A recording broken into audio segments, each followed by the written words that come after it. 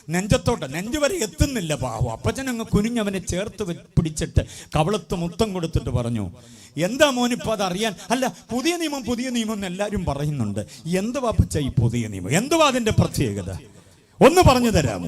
അപ്പച്ചൻ ആ മകനെ ചേർത്ത് പിടിച്ചിട്ട് പറഞ്ഞൊരു കാര്യം, പുതിയ നിയമം എന്ന് പറഞ്ഞാൽ യേശു തന്റെ ചോര കൊണ്ടൊരു തടിക്കുരിശന്റെ പരിവരുത്ത പ്രതലത്തിൽ നമുക്ക് എഴുതി തന്ന ഒരു സ്നേഹ ഗീതമാണ്.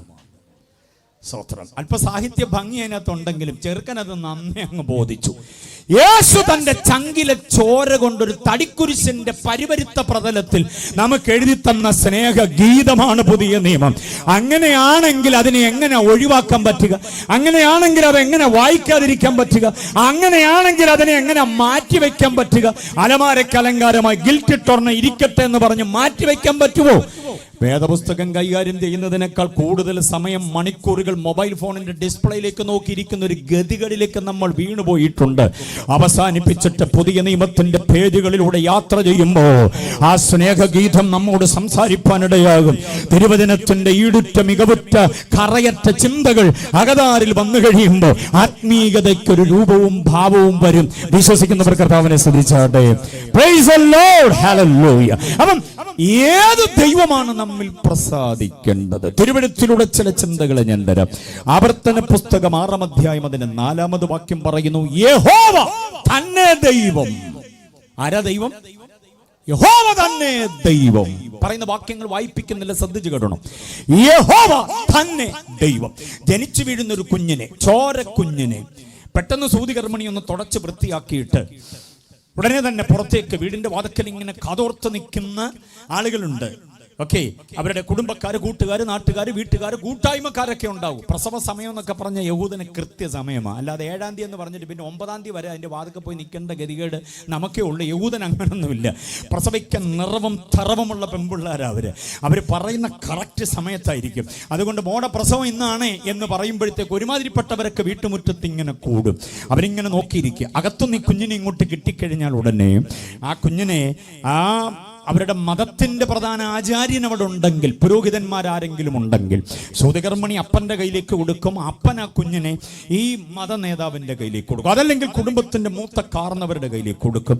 അദ്ദേഹം ആ കുഞ്ഞിനെ കൈകളിലേക്ക് വാങ്ങിച്ചിട്ട് അതിന്റെ കുഞ്ഞിളം കാതുകളിലേക്ക് തന്റെ ചുണ്ട് തൊടാതെ മുട്ടാതെ ചേർത്ത് അങ്ങോട്ട് വെച്ചിട്ട് ഇങ്ങനെ പറയും ഈ വാക്യം, ഷമാ ഇസ്രായീൽ യഹോവ എലോഹീനു യഹോവ യഖാദ്. എബ്രായ ഭാഷയിലെ വാക്യമാണ്. ഷമാ ഇസ്രായീൽ എന്ന് പറഞ്ഞാൽ ഇസ്രായേലേ കേൾക്ക, യഹോവ ദൈവമാകുന്നു. കണ്ടോ, യഹോവ ദൈവമാകുന്നു, യഹോവ ഏകനാകുന്നു. ഇതാണ് ആ കുഞ്ഞ് ആദ്യം കേൾക്കുന്ന ശബ്ദം. യഹൂദന്റെ വീട്ടിൽ ജനിക്കുന്ന കുഞ്ഞാണോ പെണ്ണോ ആകട്ടെ, കാതിൽ ആദ്യം കേൾക്കുന്ന വേദവാക്യം അതാണ്, യഹോവ ദൈവമാണ്, ആ ദൈവം ഏകനാണ്. ബോധ്യമായവർ എത്ര പേരുണ്ട്? അത് ആവർത്തന പുസ്തകം 6-ാം അധ്യായത്തിന്റെ 4-ാമത് വാക്യമാണ്. ഇത് കേട്ട കുഞ്ഞിന് മനസ്സിലായി കാണത്തില്ല, പക്ഷെ വചനമല്ലേ, അകത്ത് ചെന്നങ്ങ് വീഴും. ആ വചനം അകത്ത് വീണാൽ വേറൊന്നിന്റെയും പുറകെ അവൻ പോകത്തില്ല. ഏതാണ്ട് വലിയത് തരാമെന്നൊക്കെ പറയുന്നതായിരിക്കുന്ന ഒരു ശക്തിയുടെയും പുറകെ പോകാതെ ഏകദൈവ വിശ്വാസത്തിൽ അധിഷ്ഠിതമായി ന്യായപ്രമാണത്തെ അനുസരിച്ച് ജീവിക്കുന്ന ഒരു ശൈലി അവർക്കുണ്ടായിരുന്നു ആരംഭകാലങ്ങളിൽ. പിന്നെ പ്രവാസത്തിലേക്കൊക്കെ പോകേണ്ടി വന്ന കാലത്ത് ലോകവുമായിട്ട് അവർ ഇടപഴകിപ്പോയത് പോട്ടെ, അത് വേറൊരു ചരിത്രമാണ്. അപ്പൊ 6-ന്റെ 4 മറക്കരുത്. ഇനി 7-ന്റെ 9 നോക്കിക്കേ. ദൈവമാര് നാം അറിയേണ്ട, ദൈവമാര് നാം ആശ്രയിക്കേണ്ട ദൈവമാര്. 7-ന്റെ 9 പറയുന്നു, യഹോവ തന്നെ സത്യദൈവം. നമ്മുടെ ദൈവം ആരാന്നാ പറഞ്ഞേ? സത്യദൈവം. ഏകനാണ് എന്നൊരു ചിന്തയുണ്ട്. അപ്പൊ 7-ന്റെ 9 പറയുന്നു സത്യദൈവം. യിരെമ്യാവ് 10-ന്റെ 10 പറയുന്നു യഹോവ സത്യദൈവം തന്നെ. അപ്പൊ സേവിക്കേണ്ട ദൈവം സത്യദൈവമാകണം. മനസ്സിലായോ? ഈ യോഹന്നാന്റെ സുവിശേഷം 17-ന്റെ 3-ാമത് വാക്യത്തിൽ പറയുന്നു യഹോവ ഏക സത്യദൈവമാണ്. അപ്പൊ ദൈവം ആരാ? ഏകസത്യദൈവമാണ്. ഏകസത്യദൈവം എന്ന് പറഞ്ഞാൽ തുല്യം പറയാനില്ലാത്ത, അതുപോലാണ് ഇത് എന്ന് പറയാനില്ലാത്ത ഒരു ദൈവം. അതാണ് ഏകസത്യദൈവം എന്ന് പറയുന്നത്. Price the Lord. ഈ ദൈവത്തെക്കുറിച്ച് ഇങ്ങനെ വിചാരങ്ങൾ വേദപുസ്തകത്തിന്റെ വാക്യങ്ങളിലൂടെ നമ്മൾ അന്വേഷിച്ചു പോയാൽ ഒത്തിരി വാക്യങ്ങൾ പറയണം. ഉൽപ്പത്തി 17:1 ദൈവം തന്നെ പറയുന്നു, ഞാൻ സർവശക്തിയുള്ള ദൈവമാണ്. Price the Lord. ഞാൻ ആരാന്ന? സർവശക്തിയുള്ള ദൈവമാണ്. സങ്കീർത്തനത്തിലുടനീളം മഹാദൈവമാണ്, മഹോന്നതനായ ദൈവമാണ്. യെശയ്യാ പ്രവചനം, യിരെമ്യാ പ്രവചനം, എഹെസ്കേൽ പ്രവചനത്തിലൊക്കെ പറയുന്ന ദൈവത്തെക്കുറിച്ച് നിത്യദൈവമാ, സത്യദൈവമാ, രക്ഷകനായ ദൈവമാണ്. മാത്രമല്ല മഹത്വ സിംഹാസനസ്ഥനായ ദൈവമാണ്. അങ്ങനെ പഴയ നിയമ പുസ്തകങ്ങൾ ഉടനീളം ദൈവത്തെക്കുറിച്ചുള്ള വിചാരങ്ങൾ ധാരാളം നമുക്ക് കാണാനായിട്ട് കഴിയുന്നു. എനിക്ക് പുതിയ നിയമ ചിന്തകളെ കൂടുതൽ താല്പര്യം, അതിനെ ഞാൻ കൂടുതൽ പ്രണയിക്കുന്നത്. 1 യോഹന്നാന്റെ ലേഖനം 5-ാം അധ്യായം അതിന്റെ 20-ാം വാക്യത്തിൽ യോഹന്നാൻ തന്നെ പറയുന്നുണ്ട്, സത്യദൈവത്തെ വെളിപ്പെടുത്താൻ അവൻ വന്നു എന്നുള്ളത്. ദൈവവിചാരങ്ങൾ അനവധി നിരവധി വേദികളിലൂടെ, വീടുകളിലൂടെ, അതുപോലെ വീഥികളിലൂടെയൊക്കെ നിന്ന് നടന്ന് പ്രസംഗിച്ച അനുഗ്രഹിത ദൈവദാസൻ അപ്പോസ്തലനായ പൗലോസ് ദൈവത്തെക്കുറിച്ച് പറയുന്ന ഒരു ഭയങ്കര വിചാരമുണ്ട്. അത് 14-ാം അധ്യായം അതിന്റെ 15-ാം വാക്യമാണ്. ഏത് 14? അത് തന്നെ 14-ാം അധ്യായം 15-ാമത് വാക്യം. അപ്പോസ്തല പ്രവൃത്തി 14:15. ഇവിടെ ഇരിക്കുന്നവർ ഒറ്റ വ്യക്തിയും മറന്നു പോകരുത്. 14:15 വാക്യം. എന്താ അവിടെ പറഞ്ഞിരിക്കുന്നത്? ആകാശവും ഭൂമിയും സമുദ്രവും അവയിലുള്ള സകലതും ഉണ്ടാക്കിയ ജീവനായ ദൈവത്തെങ്കിലേക്ക് തിരിഞ്ഞുകൊള്ളണം. ഇന്ന് രാത്രിയിൽ ഈ ദേശത്ത് എത്ര മാത്രം ദൂരത്തിൽ മെച്ചമായി ശബ്ദം കേൾക്കാൻ പറ്റുമെന്ന് എനിക്ക് വലിയ അറിവില്ല. ഇവിടുത്തെ ഭൂമിശാസ്ത്രം എനിക്കറിയില്ല. എങ്കിലും സംഘാടകർ ആത്മഭാരത്തോടെ അത് ക്രമീകരിച്ചിട്ടുണ്ട്.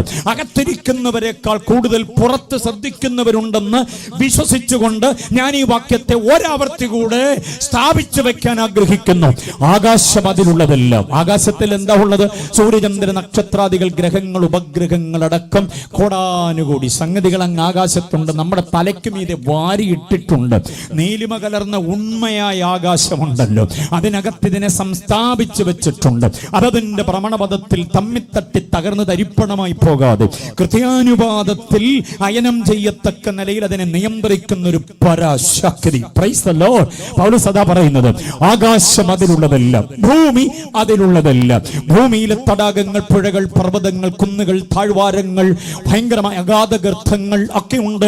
ഇതിനകത്ത് എല്ലാം ജീവിക്കുന്ന ജീവജാലങ്ങൾക്ക് അതതിന്റെ ആഹാരം കൃത്യമായി മുറതെറ്റാതെ നൽകി കൊടുക്കുന്ന ഒരു ദൈവം. Price the Lord. ഏതെങ്കിലും മൃഗങ്ങൾക്ക് പട്ടിണി ഉണ്ടോ വെച്ചാൽ? പട്ടിണിയുള്ള ആകെയുള്ള മൃഗങ്ങൾ എന്ന് പറഞ്ഞാൽ നമ്മൾ വളർത്തുന്ന ആടും കോഴിയും താറാവും പോത്തും എരുമയൊക്കെ ഉള്ളൂ. നമ്മൾ യോഗമാണെന്നും പറഞ്ഞ് പള്ളി കയറി 21 ദിവസത്തെ ഉപവാസമായാൽ ആടിന്റെ കാര്യം കഷ്ടം തന്നെ. ഇപ്പൊ ലാവലെ അല്ലാതെ പിന്നെ അതിന് വേറെ ഒന്നും കിട്ടാൻ ഒരു സാധ്യതയില്ല. മേരിക്കൊണ്ടൊരു കുഞ്ഞാട്, മേനി കൊടുത്തൊരു കുഞ്ഞാട്, പാൽനിര പോലെ വെളുത്താട്. പഠിച്ചിട്ടുണ്ടോ പാട്ട്? പണ്ട് പഠിച്ചിട്ടുണ്ട്. പക്ഷെ നമ്മുടെ ആടിനെ വെളുത്ത ആടായിരുന്നു, മിനുമിനുത്ത ആടായിരുന്നു. പ്ലാവല തന്നെ തിന്ന് ഇപ്പോൾ കറുത്ത ആടിന് വെള്ളപ്പുള്ളിയാണോ അതോ വെളുത്ത ആടിന് കറുത്ത പുള്ളിയാണോ എന്ന് അറിയാൻ വയ്യാത്ത പരുവത്തിൽ മൊത്തത്തിലൊരു കറുപ്പ് വ്യാപരിച്ചു. പ്ലാവിൻ്റെ അരക്ക് പറ്റി. മനസ്സിലായോ? ഇങ്ങനെയാണ് നമ്മൾ ആടിനും കോഴിയൊക്കെ വളർത്തുന്നത്. പിന്നെ പെട്ടെന്ന് ഇതങ്ങ് വളരണം, ഇറച്ചി ആക്കണം എന്നുള്ളത് കൊണ്ട് ഹോർമോണും കൂടെ കുത്തിവെച്ച് അതിൻ്റെതായ തീറ്റ കൊടുത്ത് നമ്മളതിനെ കനപ്പിക്കുക. പക്ഷേ കാട്ടിലെ മാനിനെയും കാട്ടിലെ സിംഹം, കടുവ, പുലി, കാട്ടുപോത്ത്, കാട്ടാനയൊക്കെ നോക്കൂ, എന്നെ കൊഴുപ്പ, എന്നെ മുഴുപ്പാന്നറിയാമോ? കണ്ട നമ്മൾ അങ്ങനെ അങ്ങ് നിന്നു പോകും. ഇതിന് വിളമ്പുന്നത് ആരാന്നറിയാമോ? ഈ പരാശക്തിയ. Price the Lord. ഒരു നേരത്തെ ആഹാരത്തിന് പോലും മുടക്കമില്ലാതെ സകല ജീവജാലങ്ങൾക്കും അതതിന്റെ ആഹാരം. കഴിഞ്ഞ ദിവസം ഒരു പ്രസംഗത്തിൽ ഞാൻ പറഞ്ഞതുപോലെ ആവർത്തിക്കുകയാ. മീൻ വേണ്ടുന്നതിന് മീൻ, മനസ്സിലാകുന്നുണ്ടോ? പുല്ല് വേണ്ടുന്നതിന് പുല്ല്, മാംസം വേണ്ടുന്നതിന് മാംസം, തേൻ വേണ്ടുന്നതിനെല്ലാം തേൻ. ഇതിനൊന്നും പട്ടിണിയില്ല. ആരാജ വിളമ്പുന്ന ഇതിനെല്ലാം? ആ വിളമ്പുന്നവന്റെ പേരാണ് ഞങ്ങൾ ഇന്ന് രാത്രി പാടുന്ന പരാശക്തി, ജഗന്നിയന്താവ്. മനുഷ്യന്റെ ബുദ്ധി കൂർമ്മത കൊണ്ട് അവൻ പടച്ചു വെച്ച എന്തിനെയെങ്കിലും ദൈവമായി കാണാതെ, മനുഷ്യന്റെ ശില്പവൈദഗ്ധ്യം കൊണ്ട് അവൻ പടച്ചു വെച്ച വല്ലതിന്റെയും മുൻപാകെ സാഷ്ടാംഗ പ്രണാമം ചെയ്യാതെ ഈ പ്രപഞ്ചത്തെ ഇത്ര ശ്രേഷ്ഠമായി ആഭാഗൂരം ഭംഗിയായി പണിതീർത്ത ഒരു ദൈവമുണ്ട്. കണ്ണിന് കാണാൻ കഴിയത്തില്ലെങ്കിലും അവന്റെ പ്രവൃത്തിയുടെ വൈശിഷ്ട്യം കൊണ്ട് ആ ദൈവത്തിന്റെ പ്രതാപം, ആ ദൈവത്തിന്റെ സർവശക്തി ബോധ്യമായ ദൈവമക്കൾ ആ കരമടിച്ച് കർത്താവിനെ ഒന്ന് സ്തുതിക്കുന്നുണ്ട്. തെറ്റില്ല. ഒരു പറ്റം ആളുകൾക്ക് ആ ദൈവം ആരാണെന്ന ബോധ്യമുണ്ടാകട്ടെ. Praise the lord. ഹല്ലേലൂയ. ഇനി സമുദ്രം അതിലുള്ള സകലത്, നീലത്തിമിംഗലമടക്കമുള്ള സകല വലിയ വലിയ മത്സ്യങ്ങൾക്കും ടൺ കണക്കിന് ആഹാരം വേണം ഒരു നേരം. 2 ചപ്പാത്തി അല്പം കോഴിച്ചാറും ഉണ്ടെങ്കിൽ ഒരു നേരം നമുക്ക് കുശാല, കുഴപ്പമില്ല. അല്ലെ ഒരു 3 ചപ്പാത്തി ആയിക്കോട്ടെ. ആൻറ്റിമാരെന്നെ തുറഞ്ഞു നോക്കുന്നു. 3 പാസ്റ്ററെ 10-12 കൊടുത്താലും പിന്നെ ഉണ്ടോയെന്ന് ചോദിക്കുന്ന പുള്ളികളാ ഞങ്ങളുടെ കൂടെ. അത് ചിലരുടെ കാര്യമാണ്. ഞാൻ പൊതുവേ ഒരു ന്യായമാണ് പറഞ്ഞു, ഒരു 3 അല്ല 4. പക്ഷെ ഒരു നേരം 1 ടൺ ആഹാരം വേണം നീലത്തിമിംഗലത്തിന്. അറിയാമോ? വായി തുറന്ന് പിടിച്ചോണ്ട് ഇങ്ങനൊരു കറക്കം കറങ്ങി അതിൻ്റെ ആവാസ കേന്ദ്രത്തിലേക്ക് വരുമ്പോൾ അകത്ത് മത്തി, അയില, കൊഴിയാള, ചാള, ചൂര അടക്കമുള്ള മത്സ്യങ്ങൾ, കടൽ പുല്ലുകൾ, വേറെ കുറെ ജീവികൾ, കൊഞ്ചടക്കമുള്ളത് 1 ടൺ അകത്ത് കയറും. എന്നിട്ട് വായടച്ചാൽ പിന്നെ കുറെ നേരം വിശ്രമമാണ്. ഒരു നേരം 1 ടൺ ആഹാരം വേണ്ടുന്ന നീലത്തിമിംഗലത്തിനും വെള്ളത്തിന്റെ ഓളപ്പരപ്പിൽ തത്തിക്കളിക്കുന്ന കുഞ്ഞു കുഞ്ഞു കുഞ്ഞു കുഞ്ഞു മീനുണ്ടല്ലോ, 1 മണി അരിയെടുത്ത് 2, 3, 4 ആയിട്ട് അതിനെ മുറിച്ചാൽ അതിൽ 1 തരി ഒരു നേരം മതിയാകുന്ന കുഞ്ഞു മീനുണ്ട്. അതിനും പട്ടിണിയില്ല. 1 ടണ്ണ് വേണ്ടുന്നതിനും പട്ടിണിയില്ലാതെ കൊടുക്കുന്ന ഒരു ദൈവമുണ്ട്, വിളമ്പുന്ന ഒരു ദൈവമുണ്ട്. ആ ദൈവമാ പറഞ്ഞത് ഞാൻ നിന്റെ കൈ പിടിച്ചിട്ടുണ്ട്. ആ ദൈവമാ പറഞ്ഞ ഞാൻ നിന്റെ കൂടെയുണ്ട്. ആ ദൈവമാ പറഞ്ഞ നിന്റെ തലമുറയെ ഞാൻ അനുഗ്രഹിക്കും. ആ ദൈവമാ പറഞ്ഞ ഞാൻ നിന്നെ ഉപേക്ഷിക്കത്തില്ല. ആ ദൈവമാ പറഞ്ഞ ഞാൻ ഏറ്റു നിന്റെ കാര്യം. ആ ദൈവത്തിന്റെ കയ്യിലാണ് നമ്മുടെ ആധാരം. തിരിച്ചറിയുന്നവർ കർത്താവിനെ സ്തുതിക്കുക. ഈ പ്രഥമ രാത്രി ദൈവത്തെ കുറിച്ച് അറിഞ്ഞിട്ടൊന്ന് മഹത്വപ്പെടുത്ത്. ദൈവത്തെ കുറിച്ച് അറിഞ്ഞിട്ട് ഈ ദൈവം എന്റെ ദൈവമാണ്, ഈ ദൈവമാണ് എന്റെ ദൈവം, ഈ ദൈവത്തിന്റെ മകളാണ് ഞാൻ, ഈ ദൈവത്തിന്റെ മകനാണ് ഞാൻ എന്ന ബോധ്യത്തോടെ നിൽക്കണം നമുക്ക്. അപ്പൊ ആകാശം അതിലുള്ളതെല്ലാം, ഭൂമി അതിലുള്ളതെല്ലാം, സമുദ്രം അതിലുള്ളതെല്ലാം ഉണ്ടാക്കിയ ദൈവം, ഈ ദൈവമാണ് നമ്മിൽ പ്രസാദിക്കേണ്ടത്. എത്ര പേർക്ക് മനസ്സിലായി? ഈ ദൈവമാണ് നമ്മിൽ പ്രസാദിക്കേണ്ടത്. ഇനി കേട്ടോണം, തിന്മകൾ മാത്രം ചെയ്ത് കൊള്ളയും കൊലപാതകങ്ങളും അക്രമങ്ങളും അനീതികളും വല്ലാത്ത വൈരാഗ്യങ്ങളും വിഭാഗീയ മനോഭാവങ്ങളും വിമർശന വിരോധ വിദ്വേഷങ്ങളും ഒക്കെയായി ജീവിച്ച് അമ്പട ഞാനെ എന്ന പരുവത്തിൽ ദാഷ്ട്യം, ധിക്കാരം, താൻ പോരും, അഹങ്കാരം, അഹന്ത ഒക്കെ ഉള്ളവരായി ജീവിക്കുന്ന മനുഷ്യനറിയണം, ഈ അഹന്തയ്ക്കെല്ലാം മീതെ പരമാധികാരമുള്ളൊരു ദൈവമാണ് ഈ ദൈവം. എത്ര പേർക്ക് സമ്മതിക്കാൻ കഴിയുന്നുണ്ട്? ആവർത്തന പുസ്തകം 32-ാം അധ്യായം അതിന്റെ 39-ാമത് വാക്യം മറന്നുപോകരുത്. കുഞ്ഞുങ്ങളടക്കം കേട്ടോണം. അഹങ്കാരം രക്തത്തിൽ അലിഞ്ഞു ചേർന്ന മുഴുവൻ ആളുകളും ശ്രദ്ധിക്കണം. ആവർത്തന പുസ്തകം 32-ന്റെ 39-ാമത് വാക്യം നാം ശ്രദ്ധിച്ചാൽ, ഞാൻ മാത്രമേ ഉള്ളൂ, ഞാനല്ലാതെ മറ്റൊരുത്തനുമില്ല. ഞാൻ കൊല്ലുന്നു, ഞാൻ ജീവിപ്പിക്കുന്നു, ഞാൻ മുറിക്കുന്നു, ഞാൻ സൗഖ്യമാക്കുന്നു. എന്റെ കയ്യിൽ നിന്ന് വിടിവിപ്പാൻ ആരുമില്ല. ഞാൻ മാത്രമേ ഉള്ളൂ. 32-ാം അധ്യായം 39-40 വാക്യങ്ങളിൽ എത്ര പ്രാവശ്യം ഞാൻ എന്ന് പറയുന്നുണ്ടെന്നറിയാമോ? ആ പറച്ചിൽ തെളിയിക്കുന്നത് നമ്മുടെ ദൈവം പരമാധികാരിയാണെന്നുള്ളതാണ്. അധികാരിയല്ല, പിന്നെ ആരാ? പരമാധികാരിയാണ്. കാറ്റിന്റെ, കോളിന്റെ, കടലിന്റെ തിരമാലകളുടെ ഇളക്കത്തിന്റെ, സമസ്ത ഭൂതപ്രേത പിശാചുക്കളുടെ എല്ലാ ദുർമന്ത്രവാദ ശക്തികളുടെ തച്ചിന് കുത്തിയിരുന്ന ആഭിചാര ദോഷം ചെയ്ത് കാശുണ്ടാക്കി ജീവിക്കാൻ ശ്രമിക്കുന്ന പാവപ്പെട്ടവനെ ദുർമന്ത്രവാദം കൊണ്ട് മറിക്കാൻ ശ്രമിക്കുന്ന ശക്തി എത്ര വലുതാണെങ്കിലും ഇന്ന് രാത്രി ദൈവമക്കൾ അറിയണം, അതിന് മീതെ പരമാധികാരിയായ ഒരു ദൈവമാണ് നമ്മുടെ ദൈവമെന്ന കാര്യം അറിയണം. ഈ ദൈവമാണ് നമ്മിൽ പ്രസാദിക്കേണ്ടത്. ഞാൻ ആവർത്തിച്ച് പിന്നെയും പറയാം, മനുഷ്യൻ കണ്ടെത്തിയ ശില്പചാതുര്യതയുടെ ദൈവമല്ല ഈ മഹാദൈവം, മഹോന്നതനായ ദൈവം, മഹത്വ സിംഹാസനസ്ഥനായ ദൈവമാ നമ്മിൽ പ്രസാദിക്കേണ്ടത്. മനസ്സിലാകുന്നു എന്ന് വിശ്വസിക്കുകയാണ്. ആ ദൈവത്തെ വെളിപ്പെടുത്തുന്ന വിശേഷ ഗ്രന്ഥമാണ് വിശുദ്ധ ബൈബിൾ. അതുകൊണ്ട് ബൈബിൾ എന്ന് പറയുമ്പോൾ അതിനോട് ഒരുമാതിരി അവഗണന ഉണ്ടാകാതെ ജീവിതത്തിന്റെ തലങ്ങൾ വേദപുസ്തകത്തിന്റെ പ്രകാശവുമായി കൂട്ടിയിണക്കി മുൻപോട്ട് കൊണ്ടുപോകുവാൻ ബുദ്ധി ഉപദേശിച്ചുകൊണ്ട് ഏത് ദൈവത്തിൽ നിന്നുള്ള പ്രസാദമാ നമുക്ക് വേണ്ടത് എന്ന വിചാരത്തെ ഞാൻ അവിടെ അവസാനിപ്പിക്കുകയാണ്. അടുത്തത് അല്പം കൂടെ വിശാലമായി എനിക്ക് പറയേണ്ടതുണ്ട്. ഈ ദൈവം പ്രസാദിക്കാൻ നമ്മൾ എന്ത് ചെയ്യണം? ദൈവം പ്രസാദിക്കാൻ എന്താ ചെയ്യേണ്ടത്? ദൈവമക്കൾ ഇത്രയും പേര് ഇവിടെ ആദ്യ ദിവസം തന്നെ വന്നു ചേർന്നിട്ടുള്ളത് കൊണ്ട് നിങ്ങളുടെ ചിന്താമണ്ഡലത്തിലേക്ക് ഒരു വിചാരം തരികയാ. ശ്രദ്ധിച്ചു കേട്ടോണം. നമുക്ക് ഈ അടുത്ത കാലത്ത് വേണ്ടുന്നത് ദൈവത്തിന്റെ പ്രസാദം എന്നതിനേക്കാൾ അധികം ദൈവത്തിന്റെ അനുഗ്രഹമാണ്. അനുഗ്രഹത്തിന് വേണ്ടിയാണ് നമ്മളെല്ലാം കിടന്ന് പെടാപ്പാട് വിടുന്നത്. പക്ഷെ ഞാനതിനെ തിരുത്താൻ ആഗ്രഹിക്കുന്നു. നിങ്ങളുടെ കമന്റ്സ് എന്താണെന്ന് എനിക്കറിയില്ല. ഓൺലൈനിൽ ശ്രദ്ധിക്കുന്നവരുടെ കമന്റ്സ് എന്താണെന്ന് എനിക്കറിയില്ല. എന്തായാലും ഞാൻ അതിനെക്കുറിച്ച് ബോധറില്ല. എനിക്ക് ദൈവാത്മാവ് വെളിപ്പെടുത്തിയൊരു കാര്യം ഞാൻ പറയാം. ദൈവം നമ്മളെ അനുഗ്രഹിക്കണം, അനുഗ്രഹിക്കണം, അനുഗ്രഹിക്കണം എന്നൊക്കെ മുറവിളി കൂട്ടുന്നതിനേക്കാൾ അധികം നനഞ്ഞ കണ്ണുകളോടെ പ്രാർത്ഥിക്കണം, കർത്താവേ അങ്ങ് എന്നിൽ പ്രസാദിക്കണമേ. ദൈവം പ്രസാദിച്ചാൽ മതി, അതാണ് ഏറ്റവും വലിയ കാര്യം. അനുഗ്രഹം വേണം. പ്രസാദിക്കുന്നവർക്ക് ദൈവം അനുഗ്രഹം കൊടുത്തോളും. പക്ഷേ അനുഗ്രഹത്തെക്കാൾ ശ്രേഷ്ഠം പ്രസാദമാണ്. എത്ര പേര് സമ്മതിക്കുന്നുണ്ട്? ഞാനൊരു വിശേഷ ചിന്തയിലൂടെ അത് തെളിയിക്കാൻ ആഗ്രഹിക്കുകയാണ്. ശ്രദ്ധിച്ചോണം. ഈ അനുഗ്രഹം എന്നൊക്കെ പറഞ്ഞാൽ കഴിക്കാനും കുടിക്കാനും ഉടുക്കാനും കമ്പി, കല്ല്, സിമെന്റ്, പെയിന്റ്, തടിയൊക്കെ കൊണ്ട്, പെയിന്റ് ഒക്കെ കൊണ്ട് വർണ്ണാഭമായി പടുത്തുയർത്തുന്ന വമ്പൻ വീടുകളും മുന്തിയ ഇനം കാറുകളും അതും ഇതുമെല്ലാം കൂടി ഈ അനുഗ്രഹം എന്നൊക്കെ പറയുന്നത്. നമ്മുടെ സ്വന്തം പേരിൽ തീരാധാരം എഴുതി കിട്ടിയ ഭൂമികയുടെ വിസ്തൃതിയും, മക്കളെല്ലാം അങ്ങ് വിദേശത്ത്, അവർക്കിപ്പോൾ റുപ്പീസുമായി ഒരു ബന്ധവുമില്ല. റിയാലും ദിർഹവും ദറംസും ഡോളറും യൂറോയും പൗണ്ടും ഒക്കെ ആയിട്ട് ബന്ധം. അത് ഇന്ത്യൻ മണിയിലേക്ക് കൺവേർട്ട് ചെയ്തിട്ട് കിട്ടിയതെല്ലാം കൂടെ സ്വരുക്കൂട്ടി വെച്ച് ഇവിടെ അംബാനിയും അദാനിയും പിന്നിലാക്കിക്കൊണ്ട് വമ്പൻ താരമായി ജീവിക്കുമ്പോൾ അവർ പറയുന്നു ദൈവം എന്നെ അങ്ങ് അനുഗ്രഹിച്ചെന്ന പറയുക. Price the Lord. പക്ഷെ ഇതെല്ലാം കൂടെ വാരിക്കൂട്ടി കൈവച്ചേക്കുമ്പോഴും ദൈവത്തിന് പ്രസാദമുണ്ടോ എന്ന് അന്വേഷിക്കാറുണ്ടോ? ദൈവം എന്നിൽ പ്രസാദിക്കുന്നുണ്ടോ?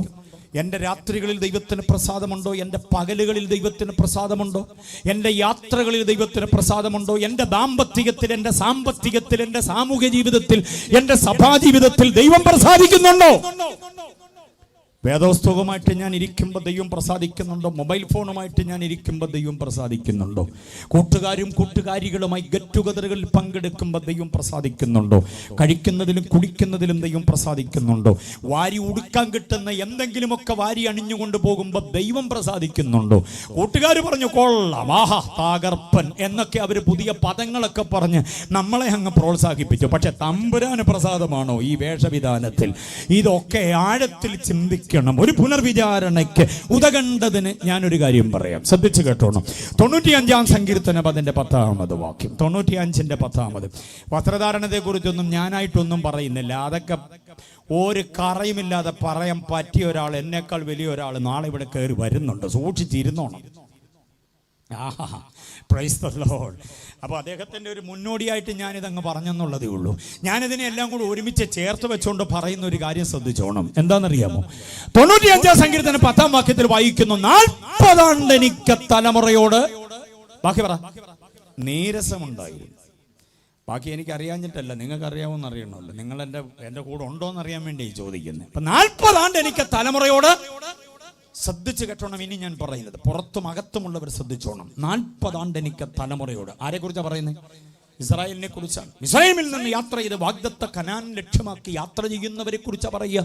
40 ആണ്ട് എനിക്ക് തലമുറയോട് എന്ന് പറഞ്ഞാൽ ഈ ചെങ്കടല് അവിടെ വരെ വന്നു ജനം. അതങ്ങോട്ട് കടക്കുമ്പോഴ അതിനു മുമ്പേ അവർ ദൈവത്തോട് പെറുപെറുത്തതും മോശയോട് പരിതപിച്ചതുമൊക്കെ അവിടെ മുതൽ ദൈവത്തിന് അവരോട് നീരസമായിരുന്നു. യോർദാൻ കടന്ന് അക്കരെ കയറുന്നത് വരെയുള്ള കാലദൈർഘ്യമാണ് എത്രയാണ്ട്? 40 ആണ്ട് നീരസമായിരുന്നു. ഇനി ശ്രദ്ധിച്ച്, 40 ആണ്ട് നീരസമായിരുന്നെങ്കിലും ഒറ്റ നേരം പോലും ദൈവം മന്ന മുടക്കിയില്ല. ഒറ്റ നേരം പോലും ദൈവം വെള്ളം കൊടുക്കാതിരുന്നില്ല. ഒറ്റ നേരം പോലും ദൈവം മേഘത്തിന്റെ കുട മാറ്റിയില്ല. 40 കൊല്ലം ദൈവം മേഘത്തിന്റെ കുട പിടിച്ച പകൽ അവരെ നടത്തി. ഒറ്റ നേരം പോലും അഗ്നിസ്തംഭത്തെ മാറ്റി അവരെ ഇരുട്ടിൽ തട്ടിമുട്ടി വീഴാൻ അനുവദിച്ചില്ല. ഒരു നായും അവരുടെ നേരെ കുരയ്ക്കാൻ അനുവദിച്ചില്ലെങ്കിലേ. വായിച്ചിട്ടുണ്ടോ? ഒരു നായും. ഏതാണ്ട് 10-25 ലക്ഷത്തിലധികം ജനങ്ങൾ കൂട്ടമായി പാട്ടും പാടി നടന്നു വരുമ്പോ ഏത് നായ കുരയ്ക്കാത്തത്? കുരയ്ക്കാൻ തുടങ്ങുമ്പോഴേ തമ്പുരാൻ പറഞ്ഞു, എന്റെ ജനം മിണ്ടിപ്പോകരുത്, അടങ്ങാതെ അവിടെ ഇരുന്നു. ഒരു നായും കുരച്ചില്ല. ഒരു ശത്രുരാജാവിനും അവരെ ഏൽപ്പിച്ചു കൊടുത്തില്ല. കണ്ടോ? ഒരു ദുഷ്ടനും അവരുടെ മീതെ ആധിപത്യം പുലർത്താൻ ദൈവം അനുവദിച്ചില്ല. കൊത്തി നടന്ന പടി ഒടിഞ്ഞു പോയില്ല. ഇട്ട് നടന്ന ചെരുപ്പ് തേഞ്ഞു പോയില്ല. അവരുടെ വസ്ത്രം പഴകിപ്പോയില്ല. ഏറ്റവും ശ്രേഷ്ഠമായി എനിക്ക് പറയാനുള്ളത്, ഒരു ബലഹീനനും അവരുടെ ഇടയിൽ ഉണ്ടായിരുന്നില്ല. ആരുടെ കാര്യം പറയുന്നത്? ഇസ്രായേൽ എന്നുള്ളത് കളയാണ്ടി. ഇസ്രായേൽ അല്ല, നീരസമുള്ള ജനത്തെ. നീരസമുള്ളവരെ ദൈവം ഇതുപോലെ നടത്തുന്നേ. അപ്പൊ ഇനി നിങ്ങൾ പറ, ദൈവത്തിന് നമ്മളോട് നീരസമാണോ അതോ പ്രസാദമാണോ? കഴിക്കാനുള്ളത് സമയാസമയത്ത് കിട്ടുകയും കൺവെർട്ട് ചെയ്യപ്പെടാനുള്ള ഡോളറും യൂറോയും റിയാലും ദീർഘവും സമയാസമയങ്ങൾ കിട്ടുകയും ചെയ്യുമ്പോൾ ദൈവത്തിന് എന്നോടങ്ങ് ഭയങ്കര ഐ ലവ് യു ആണെന്ന് ചിന്തിക്കരുത്. നീരസമുള്ളവർക്കും ദൈവം ഇത് കൊടുത്തോണ്ടായിരിക്കുന്നത്. നീരസമുള്ളവനും കഴിക്കാനും കുടിക്കാനും ഉടുക്കാനുമുള്ള ദൈവം കൊടുക്കുന്നുണ്ട്. പക്ഷെ വിവരം അറിയുന്ന എപ്പോഴാണെന്നറിയാമോ? 1 കൊരിന്ത്യർ 10:5 വരുമ്പോഴ് ഇവരിൽ മിക്ക പേരിലും ദൈവം പ്രസാദിക്കായികയാൽ അവർ മരുഭൂമിയിൽ എന്ത് ചെയ്തു പോയി? വീണുപോയി, പട്ടുപോയി. അപ്പോൾ ഇവിടെയാണ് ചിന്തിക്കേണ്ടത്, നീരസം, പ്രസാദം, ഇതിലേതാ നമുക്ക് വേണ്ടത്? എല്ലാം അടിക്കടി മുറതെറ്റാതെ കിട്ടിക്കൊണ്ടിരിക്കുമ്പോൾ ചെയ്യുന്ന സകല ദോഷത്തിനും തമ്പുരാൻ തല്ല് തരാതെ പിന്നെയും ആ വഴി തന്നെ പോകുമ്പോൾ പിന്നെയും ആ ബന്ധം തന്നെ തുടരുമ്പോൾ പിന്നെയും ആ ഊടുവഴി കൂടെ തന്നെ പോകുമ്പോൾ തമ്പുരാൻ തല്ലുന്നില്ല. അതുകൊണ്ട് നമ്മൾ ചിന്തിക്കുന്ന ദൈവത്തിന് എന്നോടങ്ങ് ഭയങ്കര പ്രസാദമായിരിക്കുമെന്ന്. ഒരു ദിവസം തമ്പുരാൻ നിന്നെ ഭിത്തിയെ വലിച്ചൊട്ടിക്കും. ദൈവത്തിന്റെ നീരസം അധികമായി കഴിയുമ്പോൾ ദൈവം നിന്നെ ലജ്ജാപാത്രമാക്കി മാറ്റും. എത്ര പേർക്ക് ബോധ്യമുണ്ടെന്ന് രാത്രി പറയുന്ന വസ്തുത? ദൈവത്തിന്റെ പ്രസാദത്തെ പ്രാപിക്കണം. ദൈവാനുഗ്രഹം വാരിക്കൂട്ടി ഇവിടെ ധനാഢ്യരാകുക എന്നുള്ളതല്ല, ദൈവത്തിന്റെ പ്രസാദം പ്രാപിച്ച് ഇമ്പങ്ങളുടെ തീരമണയണം. അതാഗ്രഹിക്കുന്നവർ കരങ്ങൾ ഉയർത്തി കർത്താവിനെ സ്തുതിച്ചാട്ടെ. നിങ്ങളുടെ ഒരു വിചിന്തനത്തിന് ഞാനൊരു കാര്യം പറയാം. ഒന്നുമില്ലാത്ത കാലത്ത് ചാണകം മെഴുകിയ തറ, മുറ്റത്തിറങ്ങിയ മുട്ടറ്റം ചെളി പറ്റുന്ന മുറ്റം ഉണ്ടായിരുന്നു പണ്ട്, അറിയാമോ? ചാണകം മെഴുകിയ തറ, മൺഭിത്തിയായിരുന്നു. അതിനകത്ത് സൂക്ഷിച്ച് ചാരിയില്ലെങ്കിൽ അകത്തുനിന്ന് ദുഷ്ടജീവികൾ കുത്തി മുറിവേൽപ്പിക്കുന്ന പരുവത്തിലുള്ള വീട്. മനസ്സിലായോ? കാട്ടലിയും വീട്ടലിയും നാട്ടലിയും ചുണ്ടലിയും അടക്കം സകലതും വീട്ടിനകത്ത് ആവാസം. ഇങ്ങനെയുള്ള ചില വീടുകളിൽ കഴിഞ്ഞിരുന്ന കാലത്ത് പ്രാർത്ഥന മുടങ്ങിയില്ല, ആരാധന മുടങ്ങിയില്ല, കുടുംബ പ്രാർത്ഥന മുടങ്ങിയില്ല. അതിനകത്ത് രോഗസൗഖ്യം നടന്നിട്ടുണ്ട്. വിറങ്ങലിക്കുന്ന കുഞ്ഞിനെ എടുത്ത് കൈവച്ചുകൊണ്ട് യേശുവിൻ്റെ നാമത്തിൽ സൗഖ്യമാകട്ടെ എന്ന് പറഞ്ഞപ്പോൾ ആ വീട്ടിനകത്ത് സൗഖ്യം നടന്നിട്ടുണ്ട്. ആത്മീയ ആരാധനകൾ നടന്നിട്ടുണ്ട്. വീട്ടിലെല്ലാവരും കൂടെ ഇരിക്കാൻ പറ്റാഞ്ഞിട്ട് മുറ്റത്തോട്ട് ഇറങ്ങി നിലാവട്ടത്ത് യോഗം നടത്തിയിട്ടുണ്ട്. ആ വീടുകളെയൊക്കെ ദൈവം അനുഗ്രഹിച്ചു. Price the Lord. പക്ഷെ കേൾക്കണോ, ഇതിനപ്പുറത്ത് ഇതെല്ലാം മാറി വലിയ വീടും വലിയ പത്രാസും വലിയ സംഗതികളെല്ലാം കൂടെ വന്നപ്പം ആരാധനയില്ല, പാട്ടില്ല, ആത്മീയമായിരിക്കുന്ന ശുശ്രൂഷകൾ, അങ്ങനെയുള്ള ഇടപാടുകൾ ഒന്നുമില്ലാതെയായി മാറിയിട്ടുണ്ടെന്നുള്ള കാര്യം ഞാൻ പറഞ്ഞാൽ എത്ര പേർക്ക് സമ്മതിക്കാൻ പറ്റും? പണ്ടത്തെ ആ കൃപകൾ നഷ്ടപ്പെട്ടു പോയിട്ട്, പണ്ടത്തെ ആ അനുഭവങ്ങൾ ഇല്ലാതെയായി പോയി. നമ്മളിപ്പോഴും ചിന്തിക്കുന്നത് ദൈവത്തിന് നമ്മളോട് പ്രസാദമാണെന്ന്. പക്ഷെ ഒന്നുകൂടെ പുനർവിചാരണ ചെയ്യാൻ ഇന്ന് രാത്രി ഈ സന്ദേശം നിങ്ങൾക്ക് നൽകി തരികയാണ് ഞാൻ. ആ ഭാഗം അവസാനിപ്പിക്കുക. അപ്പം ഏത് ദൈവമാണ് നമ്മിൽ പ്രസാദിക്കേണ്ടതെന്ന് ഞാൻ പറഞ്ഞു കഴിഞ്ഞു. 2, പ്രസാദത്തിന്റെ പ്രസക്തി എന്താണ് എന്നുള്ള വസ്തുതയും ഞാൻ അറിഞ്ഞു. എന്നെ ഓൺലൈനിൽ ശ്രദ്ധിക്കുന്നവർ കേൾക്കണേ. ഉപജീവനത്തിന്റെ വഴി തേടിയായിരിക്കാം താങ്കൾ മേഘപാളികൾക്ക് മീതേ കൂടെ യാത്ര ചെയ്ത് അങ്ങ് അടുത്ത കോണ്ടിനെന്റിൽ ഇറങ്ങിയത്, അല്ലെങ്കിൽ ഇന്ത്യയുടെ വ്യോമാതിർത്തിക്കപ്പുറത്ത് താങ്കൾ ചേക്കേറിയത്. സ്വസ്ഥമായി ജീവിക്കുവാൻ, സ്വൈര്യമായി ശാന്തമായി കഴിയാനുള്ള സംവിധാനങ്ങളൊക്കെ ദൈവം അവിടെ തന്നിട്ടുണ്ടാകാം. മക്കൾ അവിടെ പെറ്റുകൂട്ടിയതായതുകൊണ്ട് അവർക്ക് അവിടുത്തെ പൗരത്വം ഉണ്ടായിരിക്കാം, അവിടുത്തെ വിദ്യാഭ്യാസമൊക്കെ ഉണ്ടായിരിക്കാം. ഇങ്ങനെ നന്മകൾ ഒത്തിരി വാരിക്കോരി കൂട്ടാൻ പറ്റിയതുകൊണ്ട് ഒരു വിചാരം നഷ്ടപ്പെട്ടിട്ടുണ്ടോ? ദൈവം പ്രസാദിക്കുന്നുണ്ടോ? അതോ ദൈവത്തിന് നീരസമാണോ താങ്കളോട്? തിരിച്ചറിവിലേക്ക് മടങ്ങി വന്നാൽ പ്രാർത്ഥനയോടെ ക്രമീകരിച്ച ഈ കൺവെൻഷൻ അനുഗ്രഹമായി തീരും. ദേശത്തോട് സുവിശേഷം അറിയിക്കുന്ന കാര്യം ഞാൻ മറന്നിട്ടില്ല. ഇന്ന് രാത്രി ദൈവമക്കളോട് പറയുക, നേട്ടങ്ങളുടെ ഭൗതിക വസ്തുക്കളുടെ സമൃദ്ധി ഹേതുവായി ദൈവത്തിന്റെ പ്രസാദം നമുക്ക് നഷ്ടപ്പെട്ട വഴിയിലാണോ നമ്മൾ ജീവിക്കുന്നത് എന്ന കാര്യത്തെ പ്രാർത്ഥനാ മുറിയോട് അകന്നുപോയോ, വേദപുസ്തകത്തോട് അകന്നുപോയോ, കൂട്ടായ്മക്കാരുമായി നല്ല ആന്തരിക രമ്യതയില്ലാതെയായോ, പരിശുദ്ധ തൃത്വവുമായി നമുക്ക് അകതാരിൽ ബന്ധമുണ്ടോ, ദൈവവും പുത്രനും പരിശുദ്ധാത്മാവുമായി ആന്തരിക ബന്ധമുണ്ടോ? നമുക്ക് വേദപുസ്തകത്തിന്റെ വചനങ്ങളെ കർമ്മത്തിന് വേണ്ടി വായിക്കുകയാണോ, അതോ അന്തരാത്മാവിൽ ഒരു ജ്വലനം ഉണ്ടാകാൻ വേണ്ടി വായിക്കുന്നവർ എത്ര പേരുണ്ട്? പാട്ട് 1-ാം ആവർത്തി, 2-ാം ആവർത്തി, 3-ാം ആവർത്തി കഴിഞ്ഞിട്ട് ഒരനക്കവുമില്ലെങ്കിൽ പിന്നെ പാട്ടുകാര് അതിനകത്ത് ഏതെങ്കിലും ഒരു വരി മാത്രം എടുത്തു പാടുമ്പോൾ ഒരു ചലനം ഉണ്ടാകുന്നതെങ്കിൽ ശ്രദ്ധിക്കണേ, ദൈവത്തിന് നമ്മളോട് നീരസമായി കഴിഞ്ഞിരിക്കുന്നു. നമ്മുടെ ചില ഇടപാടുകൾ ദൈവത്തിന് നീരസമായി. ഒരു മടക്കയാത്രയ്ക്ക് മനസ്സാകണം. ഞാൻ ഓൾട്ടർക്കോളിലേക്കൊന്നും പോകുന്നില്ല. നമ്മുടെ ആത്മീയതയെ ഒന്ന് പുനർവിചാരണ ചെയ്യാൻ ഈ പ്രസാദവും നീരസവും എന്ന 2 പദങ്ങൾക്കിടയിൽ നമ്മളെ നിർത്തിയിട്ട് ചിന്തിക്കണം. നമ്മൾ അതിന് മനസ്സാകുന്നവർക്ക് ഞാൻ ദൈവത്തെ സ്തുതിക്കുന്നു. കരങ്ങൾ ഉയർത്തി കർത്താവിനെ സ്തുതിക്കുക. ഇനി വിഷയത്തിലേക്ക് വരിക. ദൈവത്തിന് പ്രസാദമുള്ള പ്രവൃത്തി ചെയ്യാൻ ഞങ്ങൾ എന്ത് ചെയ്യണം? അതാണ് ചോദ്യം. യേശു കൊടുത്ത മറുപടി എന്താ? അത് 29-ാമത് വാക്യം, 6:29. 28 ചോദ്യമാണ്, 29ആണ് യേശുവിന്റെ മറുപടി. യേശു പറയുന്ന മറുപടി ഇതാണ്: ദൈവം അയച്ച ഒരുവനുണ്ട്, അവനിൽ നിങ്ങൾ എന്തോ ചെയ്യണം? വിശ്വസിക്കണം. എന്നെ വെളിയിൽ കേൾക്കുന്ന മാന്യപ്രിയപ്പെട്ടവരോട് ഞാൻ പറയാം, എൻ്റെ സുഹൃത്തുക്കൾ ധാരാളം പേര്, ഞാൻ നിങ്ങളെ എൻ്റെ കുഞ്ഞനുജനായി, ജ്യേഷ്ഠ സഹോദരനായി, എൻ്റെ മാതാപിതാക്കളായി, എൻ്റെ അങ്കിളായി, ആൻറ്റിയായിട്ടൊക്കെ പരിഗണിച്ചുകൊണ്ട് താങ്കളുടെ പേര് പാപ്പച്ചൻ, കറിയാച്ചൻ, അന്നമ്മ, ജന്നമ്മ, ശോശാമ്മ, മേഴ്സി, ഷൈനിയോ, അതൊന്നും എനിക്ക് വിഷയമല്ല. ഗോപിയെന്നോ ശശിയെന്നോ നാരായണനെന്നോ അല്ലെങ്കിൽ ലൈല ബീവി എന്നോ ഫാത്തുമ ബീവി എന്നോ അബ്ദുൾ റസാഖ് എന്നോ എന്തുമായിക്കൊള്ളട്ടെ, ഞാൻ താങ്കളെ എൻ്റെ ഒരു സഹോദരനായി കണ്ടുകൊണ്ട്, എൻ്റെ കൂടപ്പിറപ്പായി കണ്ടുകൊണ്ട് വേദപുസ്തകത്തിൻ്റെ തുറന്ന ചില ആശയങ്ങളെ വെളിപ്പെടുത്തുകയും മതത്തിൻ്റെ ട്രാക്കിൽ നിന്ന് ചിന്തിക്കുക നിഷ്പക്ഷമായി ആത്മീയ വിചാരങ്ങൾ എന്ന പേരിൽ ഇതിനെ ചിന്തിക്കുമ്പോൾ വിശ്വാസത്താൽ താങ്കൾക്ക് ദൈവത്തിന്റെ പ്രസാദം ലഭിക്കപ്പെടാനിടയാകും. Praise the lord. യേശു പറഞ്ഞത് ഇങ്ങനെയാണ്, ദൈവം അയച്ച ഒരുവനുണ്ട്, അവനിൽ നിങ്ങൾ എന്തോ ചെയ്യണം? ആ വ്യക്തി ആരാ? ദൈവം അയച്ചതാരെയാ? ഉത്തരം നമ്മുടെ കുഞ്ഞുങ്ങൾക്ക് തന്നെ അറിയാം, അംഗൻവാടി കുഞ്ഞുങ്ങൾക്ക് തന്നെ അറിയാം. ദൈവം അയച്ച ഒരുവനിൽ വിശ്വസിക്കണമെന്ന് പറഞ്ഞാൽ ആ അയച്ചവൻ ആരാ? കുഞ്ഞുങ്ങൾ പറഞ്ഞേ, ആ അയച്ചവനെ കുറിച്ച് എന്താ പറയാനുള്ളത്? ആരാ അത്? നമ്മുടെ വാഴ്ത്തപ്പെട്ട കർത്താവ്, പ്രാണനാഥൻ, വീണ്ടെടുപ്പുകാരൻ, മഹാദൈവമെന്ന് വിശേഷിപ്പിക്കുന്ന, സത്യദൈവമെന്ന് പറയാവുന്ന, സർവശക്തനെന്ന് പറയാവുന്ന, വീരനാം ദൈവമെന്ന് പറയാവുന്ന നമ്മുടെ കർത്താവ്, കാലത്തിന്റെ കാരണഭൂതൻ, ലോകത്തിന്റെ വിധികർത്താവ്, എന്റെയും നിങ്ങളുടെ പ്രാണന്റെ മേൽ പരമാധികാരമുള്ളവൻ, ഗദ്സമനയിലെ പച്ചമണ്ണിൽ വീണുകിടന്ന് പ്രാർത്ഥിച്ച് പിടിക്കപ്പെട്ട നേരം മുതൽ അവിടെ നിന്ന് അടിച്ചു നടത്തി ഗബധായിൽ കൊണ്ട് എന്ന് തകർത്ത് തരിപ്പണമാക്കി അവിടെ നിന്ന് തന്നെക്കാൾ 3 ഇരട്ടി ഭാരമുള്ള തടിക്കുരിശും വഹിച്ച് 2 നാഴിക ദൂരം നടന്ന് ഗോൽഗോഥായിൽ നമുക്ക് വേണ്ടി പടഞ്ഞു തീർന്ന നസ്രായൻ, ഹല്ലേലൂയ, അവനിൽ വിശ്വസിക്കുന്നവരിൽ ദൈവം പ്രസാദിക്കുന്നത്. എത്ര പേർക്ക് സന്തോഷമുള്ളത്? യേശുവിൽ വിശ്വസിക്കുന്നവരിൽ ദൈവം പ്രസാദിക്കുകയാണ്. അപ്പൊ ദൈവത്തിന്റെ പ്രസാദം ഏത് ദൈവമാ? അത്യുന്നതനായ ദൈവം. ഞാൻ പറഞ്ഞല്ലോ, ആ ദൈവത്തിൽ ദൈവം നമ്മിൽ പ്രസാദിക്കണമെങ്കിൽ മാനവജാതിയുടെ രക്ഷാകര ദൗത്യത്തിന് വേണ്ടി, വീണ്ടെടുപ്പിന്റെ പദ്ധതിക്ക് വേണ്ടി നിത്യനരകത്തിയിലേക്ക് യാത്ര ചെയ്തിരുന്ന നമ്മെ അവിടെ നിന്ന് പിടിച്ചെടുത്ത് ദൈവോന്മുഖമാക്കി മാറ്റിയ ദുഷ്ടന്മാരും ചതിയന്മാരും മായാവികളും വഞ്ചകന്മാരുമായിരുന്ന നമ്മെ അതിൽ നിന്ന് മാറ്റി ദൈവത്തിന് വൃതന്മാരും പ്രിയന്മാരും വിശ്വസ്തന്മാരും നിഷ്കളങ്ക മക്കളുമാക്കാൻ തന്റെ നെഞ്ചിലെ ചോര ഊറ്റിത്തന്ന് ആ കർത്താവിൽ വിശ്വസിക്കുന്നവനിലാണ് ദൈവം പ്രസാദിക്കുന്നത്. ഹല്ലേലൂയ. ഉലകം കണ്ട മഹാന്മാർ നിരവധി പേരുണ്ട്. വായിച്ചാലും തീരാത്തതുപോലെ സാഹിത്യകൃതികൾ ഇഷ്ടം പോലെയുണ്ട്. പുസ്തകത്തിന്റെ ശവപ്പറമ്പെന്ന് വിശേഷിപ്പിക്കുന്ന ലൈബ്രറിയുടെ അകത്തളങ്ങളിൽ ആട്ടിയടിക്കി വെച്ചിരിക്കുന്ന വമ്പൻ ഗ്രന്ഥങ്ങളുണ്ട്. പക്ഷെ അതിനകത്തൊന്നും പാപത്തിന്റെ പരിഹാരത്തിന്റെ വഴി പറയാത്തിടത്തോളം അവയേക്കാൾ ശ്രേഷ്ഠമായി ഇന്ന് രാത്രി എന്റെ യേശുവിന്റെ പരമയാഗത്തെ ഈ രാത്രി ഞാൻ ഉയർത്തുകയാണ്. അതിൽ വിശ്വസിക്കുന്നവൻ രക്ഷ പ്രാപിക്കും. ജനിക്കുന്നതിന് മുമ്പ് 39 പുസ്തകങ്ങൾ ആരെക്കുറിച്ചെങ്കിലും എഴുതിയിട്ടുണ്ടോ എന്ന് പറ.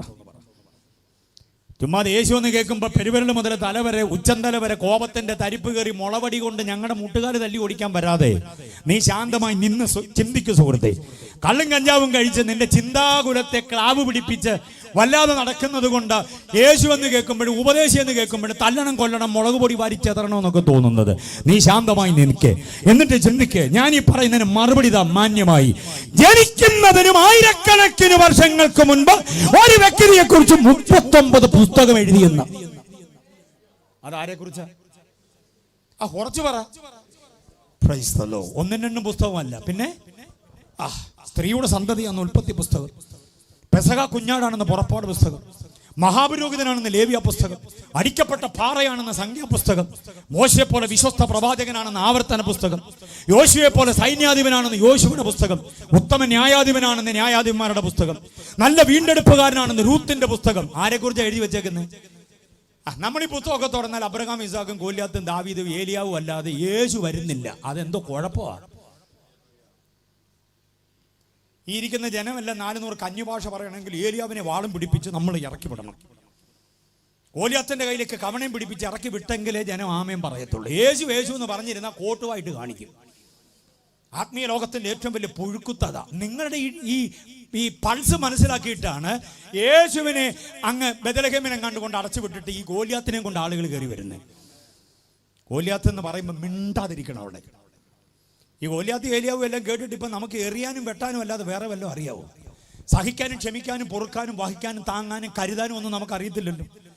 നമ്മൾ ക്ഷിപ്രകോപികളാകുന്നു. കുന്തം കൊണ്ട് നടക്കാൻ ശൗലിനെ പോലെ പറ്റത്തില്ലെന്നുകൊണ്ട് നമ്മളൊരു കുന്തം ഉണ്ടാക്കി പോക്കറ്റ് കുത്തിയിട്ടുണ്ട്. ഏതാ അതുകൊണ്ട് അങ്ങ് എഴുതി ഒതുക്കുക. അതല്ലെങ്കിൽ കീപാഡിനകത്ത് അക്ഷരം പരതി എടുത്ത് നമ്മൾ ഒരുത്തന്റെ നേരെ അങ്ങ് പ്രയോഗിക്കുക, അവനെ അങ്ങ് കൊന്നവന്റെ നെഞ്ചകത്ത് റീത്തും കൂടെ വെക്കുക നമ്മുടെ അക്ഷര കൂട്ടുകൊണ്ട്. എന്താ കാര്യമെന്നറിയാമോ?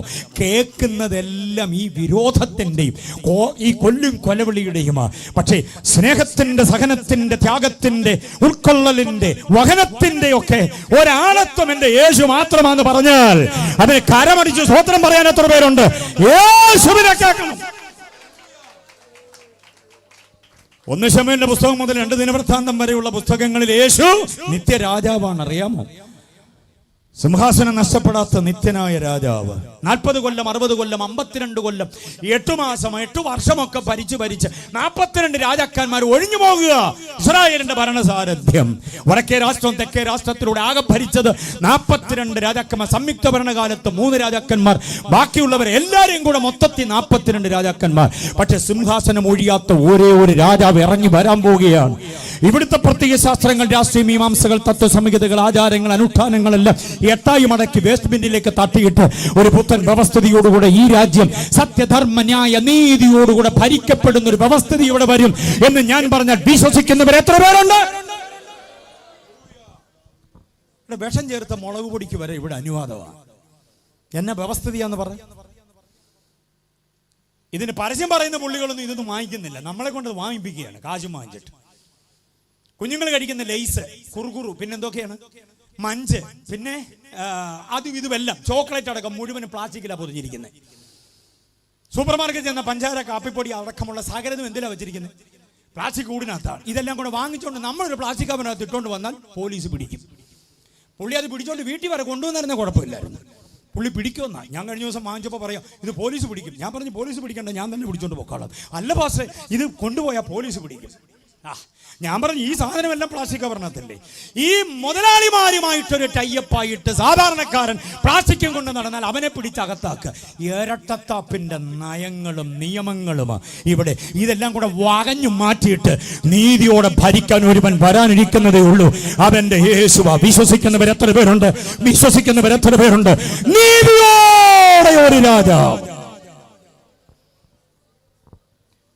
ഒരു മലയിളകി വരുന്ന പോലെ വരിക. ടോറസിന്റെ ലോറി, ടിപ്പറിന്റെ ലോറി. ആ ഡ്രൈവർക്ക് ബെൽറ്റ് ഇടണ്ട, ഓട്ടോ ഓടിക്കുന്നവന് ബെൽറ്റ് ഇടണ്ട. മനസ്സിലാകുന്നുണ്ടോ? ഒരു 800 ഒരുത്തൻ ഇറങ്ങിയ അത്യാവശ്യത്തിന് പാല് വാങ്ങിക്കാൻ അങ്ങോട്ട് ഇറങ്ങിയതാ. അവൻ ബെൽറ്റ് ഇട്ടില്ല എന്നുള്ള കാരണത്താൽ അവന്റെ പാല് കൂടി പൊട്ടി. നിയമങ്ങളുടെ പഴുതാ ഞാൻ ഈ പറയുന്നത്, നിയമങ്ങളുടെ വ്യത്യസ്തതകളാണ് ഞാൻ ഈ പറയുന്നത്. എന്താ ലോകത്തിന്റെ വ്യവസ്ഥിതി? ഏത് തരത്തിലേക്കാണ് ഈ കാര്യങ്ങൾ നീങ്ങിക്കൊണ്ടിരിക്കുന്നത്? പ്ലാസ്റ്റിക് നിർമ്മാർജ്ജനം എന്ന് പറഞ്ഞാൽ ഒരിടത്തും ഒരു പ്ലാസ്റ്റിക്കും കാണാൻ പാടില്ല. പ്ലാസ്റ്റിക് കസേരയില ഇരിക്കുന്നത് ആണോ? ഇതെന്നെ തടിയാക്കാത്ത? ഇവിടെ പ്ലാസ്റ്റിക് തൂക്കി പിടിക്കുമ്പോൾ മാത്രമേ എന്താ അസുഖം വരുന്നത്? ഇതിനകത്തല്ലേ ഇരിക്കുന്നത്. നിയമങ്ങളൊക്കെ തിരുത്തപ്പെടണം, അത് ജനക്ഷേമപരമാകണം. റിപ്പബ്ലിക് എന്നൊക്കെ പറഞ്ഞാൽ എന്തോന്നറിയാമോ? ജനക്ഷേമം. അതാണ് റിപ്പബ്ലിക്കിന്റെ വാക്കിന്റെ അർത്ഥം തന്നെ, ജനക്ഷേമമെന്ന. ഇവിടെ ക്ഷേമമല്ല, ക്ഷാമമാണ്. ശ്വാസം മുട്ടുക, പുറത്തിറങ്ങാൻ പറ്റത്തില്ല. ചുമ്മാ നടന്നു പോകുമ്പോഴും പേടിയാ നമുക്ക്, അയ്യോ ബെൽറ്റ് ഇട്ടിട്ടുണ്ടോ? നടന്നു പോകുമ്പോഴും ബെൽറ്റ് ഇട്ടില്ലെങ്കിൽ പിടിക്കപ്പെട്ടെങ്കിലോ എന്ന് വിചാരിച്ച. മനസ്സിലായില്ലേ? ആകപ്പാടെ ഒരു വല്ലാത്ത വ്യവസ്ഥിതി. ഇവിടെയാണ് എനിക്ക് പ്രത്യാശയുള്ളത്. എൻ്റെ കർത്താവ് വെളിപ്പെടാൻ നേരമായി. സകല ജനത്തിനും സത്യധർമ്മ ന്യായ നീതികളെ ഒരുമിച്ച് കോർത്തിണക്കിക്കൊണ്ടൊരു വ്യവസ്ഥിതി ഇവിടെ വരാൻ പോവുക. കൊല ചെയ്തവനും തല്ലിക്കൊന്നവനും പൊട്ടിച്ചു കളഞ്ഞവനും തകർത്തവനും കുടുംബത്തെ മുച്ചൂട് മുടിച്ചു കളഞ്ഞവനും ഒക്കെ നെഞ്ചു വിരിച്ച് നടക്കുമ്പോൾ ഒരു ദോഷം ചെയ്യാത്ത നിരപരാധി അകത്തേക്കം വലിക്കുന്ന ഗതികളിലേക്ക് കാര്യങ്ങൾ നീങ്ങും. Manorama, Mangalam, Madhyamam, Mathrubhumi, Janayugom, Thaniniram, Deepika, Janmabhumi, Dinamalar, Dinathanthi, Indian Express, the Hindu അടക്കമുള്ള സകല പത്രങ്ങളും 5:30 മണി മുതൽ നമ്മുടെ മുറ്റത്ത് പറന്നു വീഴാറുണ്ടല്ലോ. 1-ാം പേജ് മുതൽ അവസാന പേജ് വരെ വായിക്കേ. സംഭവങ്ങളും അരിക്ഷിതാവസ്ഥകളും കൂടുന്നതല്ലാതെ കുറയുന്നില്ല. കേന്ദ്രമാര് ഭരിച്ചാലും സംസ്ഥാനമാര് ഭരിച്ചാലും ഗതികേടുകൾ തുടരുകയാണ്. കാരണം എന്താണെന്നറിയാമോ? ഇതിന്റെ അടിസ്ഥാന പ്രതി ആരാന്നറിയാമോ? ഇവിടുത്തെ പാർട്ടിക്കാരും ഇവിടുത്തെ സാധാരണക്കാരും ഒന്നുമല്ല, ഈ ലോകത്തിന്റെ ദൈവമായി പിശാച്. അവനെ അറസ്റ്റ് ചെയ്യാൻ കരുത്തുള്ള ഒരു നിയമവും ഇവിടെയില്ല.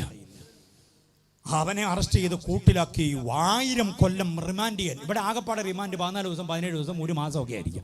പക്ഷേ 1000 കൊല്ലം ഒരു പ്രതിയെ റിമാൻഡ് ചെയ്തിട്ട് ഇവിടെ ഒരു ക്ഷേമ രാഷ്ട്രമുണ്ടാകും. എത്ര പേര് പ്രത്യാശിക്കുന്നുണ്ട്? ക്ഷേമരാഷ്ട്രം. ആ രാഷ്ട്രത്തിൽ നമ്മൾ ഭരിക്കപ്പെടുകയല്ല, രാഷ്ട്രത്തിൽ അവനോട് ചേർന്ന് നമ്മൾ ഭരിക്കുകയാണ്. ഇവിടെ ബോധ്യമായവർ, പ്രത്യാശയുള്ളവരും കർത്താവിനെ സ്തുതിക്ക്. ആ പ്രത്യാശയുടെ അനുഗ്രഹീതമായ അനുഭവത്തിൽ നമ്മൾ നിലകൊള്ളുന്നത്. അങ്ങനെ ഒരു യേശുവിൽ വിശ്വസിക്കുന്നവന് എന്തോ ഉണ്ടാകുന്ന ദൈവപ്രസാദം ഉണ്ടാകും. വിശ്വസിക്കുന്നുണ്ടോ ആ ചിന്ത?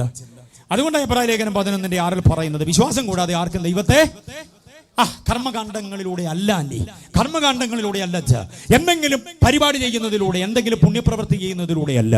വിശ്വസിക്കണം. ആരെ? യേശുവിനെ വിശ്വസിക്കണം. അടുത്ത ചിന്ത കേട്ടോണം. ഞാൻ ഓരോ ചിന്തകളും അടുക്കടുക്കായി പറയുന്നത് വിഷയം നിങ്ങൾക്ക് ആഴത്തിൽ മനസ്സിലാകും. യേശുവിൽ വിശ്വസിക്കണം. യേശുവിൽ വിശ്വസിച്ചെങ്കിലേ ദൈവപ്രസാദം ഉണ്ടാകുകയുള്ളൂ എന്ന് പറയാൻ കാരണം എന്താ? എൻ്റെ യേശുവിൻ്റെ ക്വാളിറ്റിയാണത്. Price the Lord. ഇനി ഞാൻ പറയുന്ന ചിന്തകൾ കേട്ടോണം. ചെങ്ങന്നൂർ നന്നായിട്ട് കേട്ടോണം. Praise the lord. ഇവിടുത്തെ പേരെന്താണ്? പാറമേൽ പടി. അപ്പൊ പെട്ടെന്നൊന്നും ഇളകത്തില്ല, പാറയിലുള്ള പടിയല്ലേ. കേട്ടോണം. പാറയിൽ പണിത് വെച്ച കുറെ ദൈവശാസ്ത്ര ചിന്തകൾ അങ്ങോട്ട് പറയുക. കേട്ടോണം. യേശുവിൽ തന്നെ വിശ്വസിക്കണമെന്താ ഇത്ര നിർബന്ധം? ദൂരെ കേൾക്കുന്ന മാന്യ സഹോദര കേട്ടോണേ, യേശുവിലും അങ്ങനെ ഒന്നില്ല, യേശുവിൽ മാത്രം വിശ്വസിക്കണം. അപ്പോഴാണ് ദൈവപ്രസാദം ഉണ്ടാകുന്നത്. ഇനി ഞാൻ പറയാൻ പോകുന്ന യേശുവിനെ കുറിച്ച്. യേശുവിൻ്റെ ഒരു 6-7 കൂട്ടം യോഗ്യതകളും കൊണ്ട് പറയാം. അങ്ങനെ വിശ്വസിക്കണം. അല്ലാതെ യേശുവിൻ്റെ പനിക്ക് ഒരു നല്ല വൈദ്യനാണെന്നും മുഴ മാറ്റാൻ പറ്റിയ ഒരു നല്ല നാട്ടുവൈദ്യനാണെന്നും മാത്രം വിശ്വസിച്ചാൽ പോരാ. ക്രൈസ്തവർ യേശുവിനെ വിശ്വസിക്കുന്നത് അങ്ങനെ, മനസ്സിലായോ? അത്യാവശ്യം വീക്കെന്താക്കം, മുട്ടൽ, ചതവേ, പൊള്ളൽ, ഇതിനെല്ലാം സൗഖ്യം വരണം. അതിന് ഞാൻ യേശുവിനെ വിശ്വസിക്കുന്നു. പാസേ എനിക്കും കൂടെ ഒന്ന് പ്രാർത്ഥിക്കണേ എന്നും പറഞ്ഞ് തല കൊണ്ട് ഇങ്ങനെ തരുന്നവരുണ്ട്. ഒന്ന് കൈവയ്ക്കണേ, ഒന്ന് ബ്ലസ് ചെയ്യണേ പാസേ. എന്താ കാര്യം? 10-25 കൊല്ലമായി കൂടെ കൂടിയ ഒരു ബാധയാ കൊടിഞ്ഞി. എന്ന് പറഞ്ഞാൽ അറിയാവോ എന്തെന്നാ?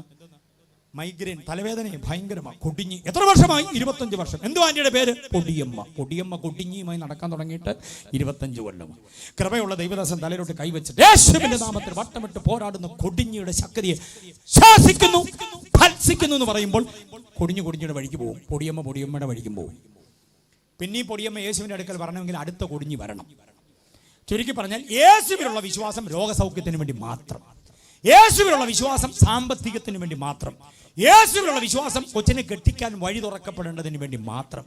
യേശുവിലുള്ള വിശ്വാസം ചെറുക്കന് UK-യിൽ പോകാനുള്ള വഴി ഒരുക്കപ്പെടണം, അല്ലെങ്കിൽ അങ്ങ് കാനഡയിൽ, അല്ലെങ്കിൽ അങ്ങ് ന്യൂയോർക്കിൽ. ഇതിനു വേണ്ടി മാത്രം യേശുവിൽ വിശ്വസിക്കുന്നവരുണ്ട്. അങ്ങനെ വിശ്വസിച്ചാൽ പോരാ. അങ്ങനെയൊക്കെ വിശ്വസിച്ചോ കർത്താവ് ഇതൊക്കെ തരും. പക്ഷേ അതിനപ്പുറം വിശ്വാസത്തിന് വേറൊരു തലമുണ്ട്. ദൈവം പ്രസാദിക്കാനൊരു തലമുണ്ട്. ഈ പറഞ്ഞ സംഗതികളൊക്കെ കർത്താവ് തരും. കാരണം കർത്താവ് കരുത്തുള്ളവനാ. മനസ്സിലായോ? അങ്ങനെ വിശ്വസിക്കുന്നവരിൽ ഇതെല്ലാം ഇതെല്ലാം കിട്ടും. പക്ഷേ ഒടുക്കം കർത്താവ് പറയും, ഞാൻ നിന്നെ അറിയുന്നില്ല. കർത്താവ് അങ്ങനെ പറയില്ലേ. അവിടുത്തെ കൺവെൻഷൻ ആദ്യത്തെ ദിവസം മുതലേ ആ നീലക്കസേര ഞാനുണ്ടായിരുന്നു. പ്രസംഗനെ മറയാതിരിക്കാൻ ഞാൻ അങ്ങനെ നേരിട്ട് അദ്ദേഹത്തെ നോക്കി അത് മൊത്തം കുറിച്ചെടുത്തുകൊണ്ട് വന്ന പാടിയ പാട്ടിനൊപ്പം ഞാനുണ്ടായിരുന്നു. അങ്ങനെ പറയല്ലേ. അവിടുത്തെ പാറമേൽ കൺവെൻഷനിൽ ഞാനുണ്ടായിരുന്നു. എന്നെ ഒന്ന് സൂക്ഷിച്ച് നോക്ക് കർത്താവ്. ഒത്തിരി പേരുള്ളത് കൊണ്ട് ചിലപ്പം മറന്നുപോയതായിരിക്കും. കർത്താവ് പറയുന്നു, അങ്ങനെ മറവി വരത്തില്ല. ഞാൻ മറക്കാത്തവനല്ലേ, ഞാൻ മാറാത്തവനല്ലേ. അതുകൊണ്ട് എനിക്ക് മറവി വന്നതല്ല, നിന്നെ ഞാൻ അറിയുന്നില്ല. കർത്താവ് ആര് കൺവെൻഷനായി എനിക്ക് സൗഖ്യം കിട്ടി. അങ്ങനെ സൗഖ്യം ഒത്തിരി പേർക്ക് കിട്ടിയിട്ടുണ്ടല്ലോ. ഞാൻ നിന്നെ അറിയുന്നില്ല. അപ്പൊ പിന്നെ കർത്താവ് ആരെ ഈ അറിയുന്നതെന്നറിയാമോ? തിമോഥെയോസ് ലേഖനത്തിൽ പൗലോസ് ഇങ്ങനെ പറയുന്നുണ്ട്, കർത്താവ് തനിക്കുള്ളവരെ അറിയുന്നു. ഈ തനിക്കുള്ളവരാരാ? ഉപദേശത്തിൽ നിൽക്കുന്നവരാ, യേശുവിന്റെ ഉപദേശത്തിൽ നിൽക്കുന്നവരാ.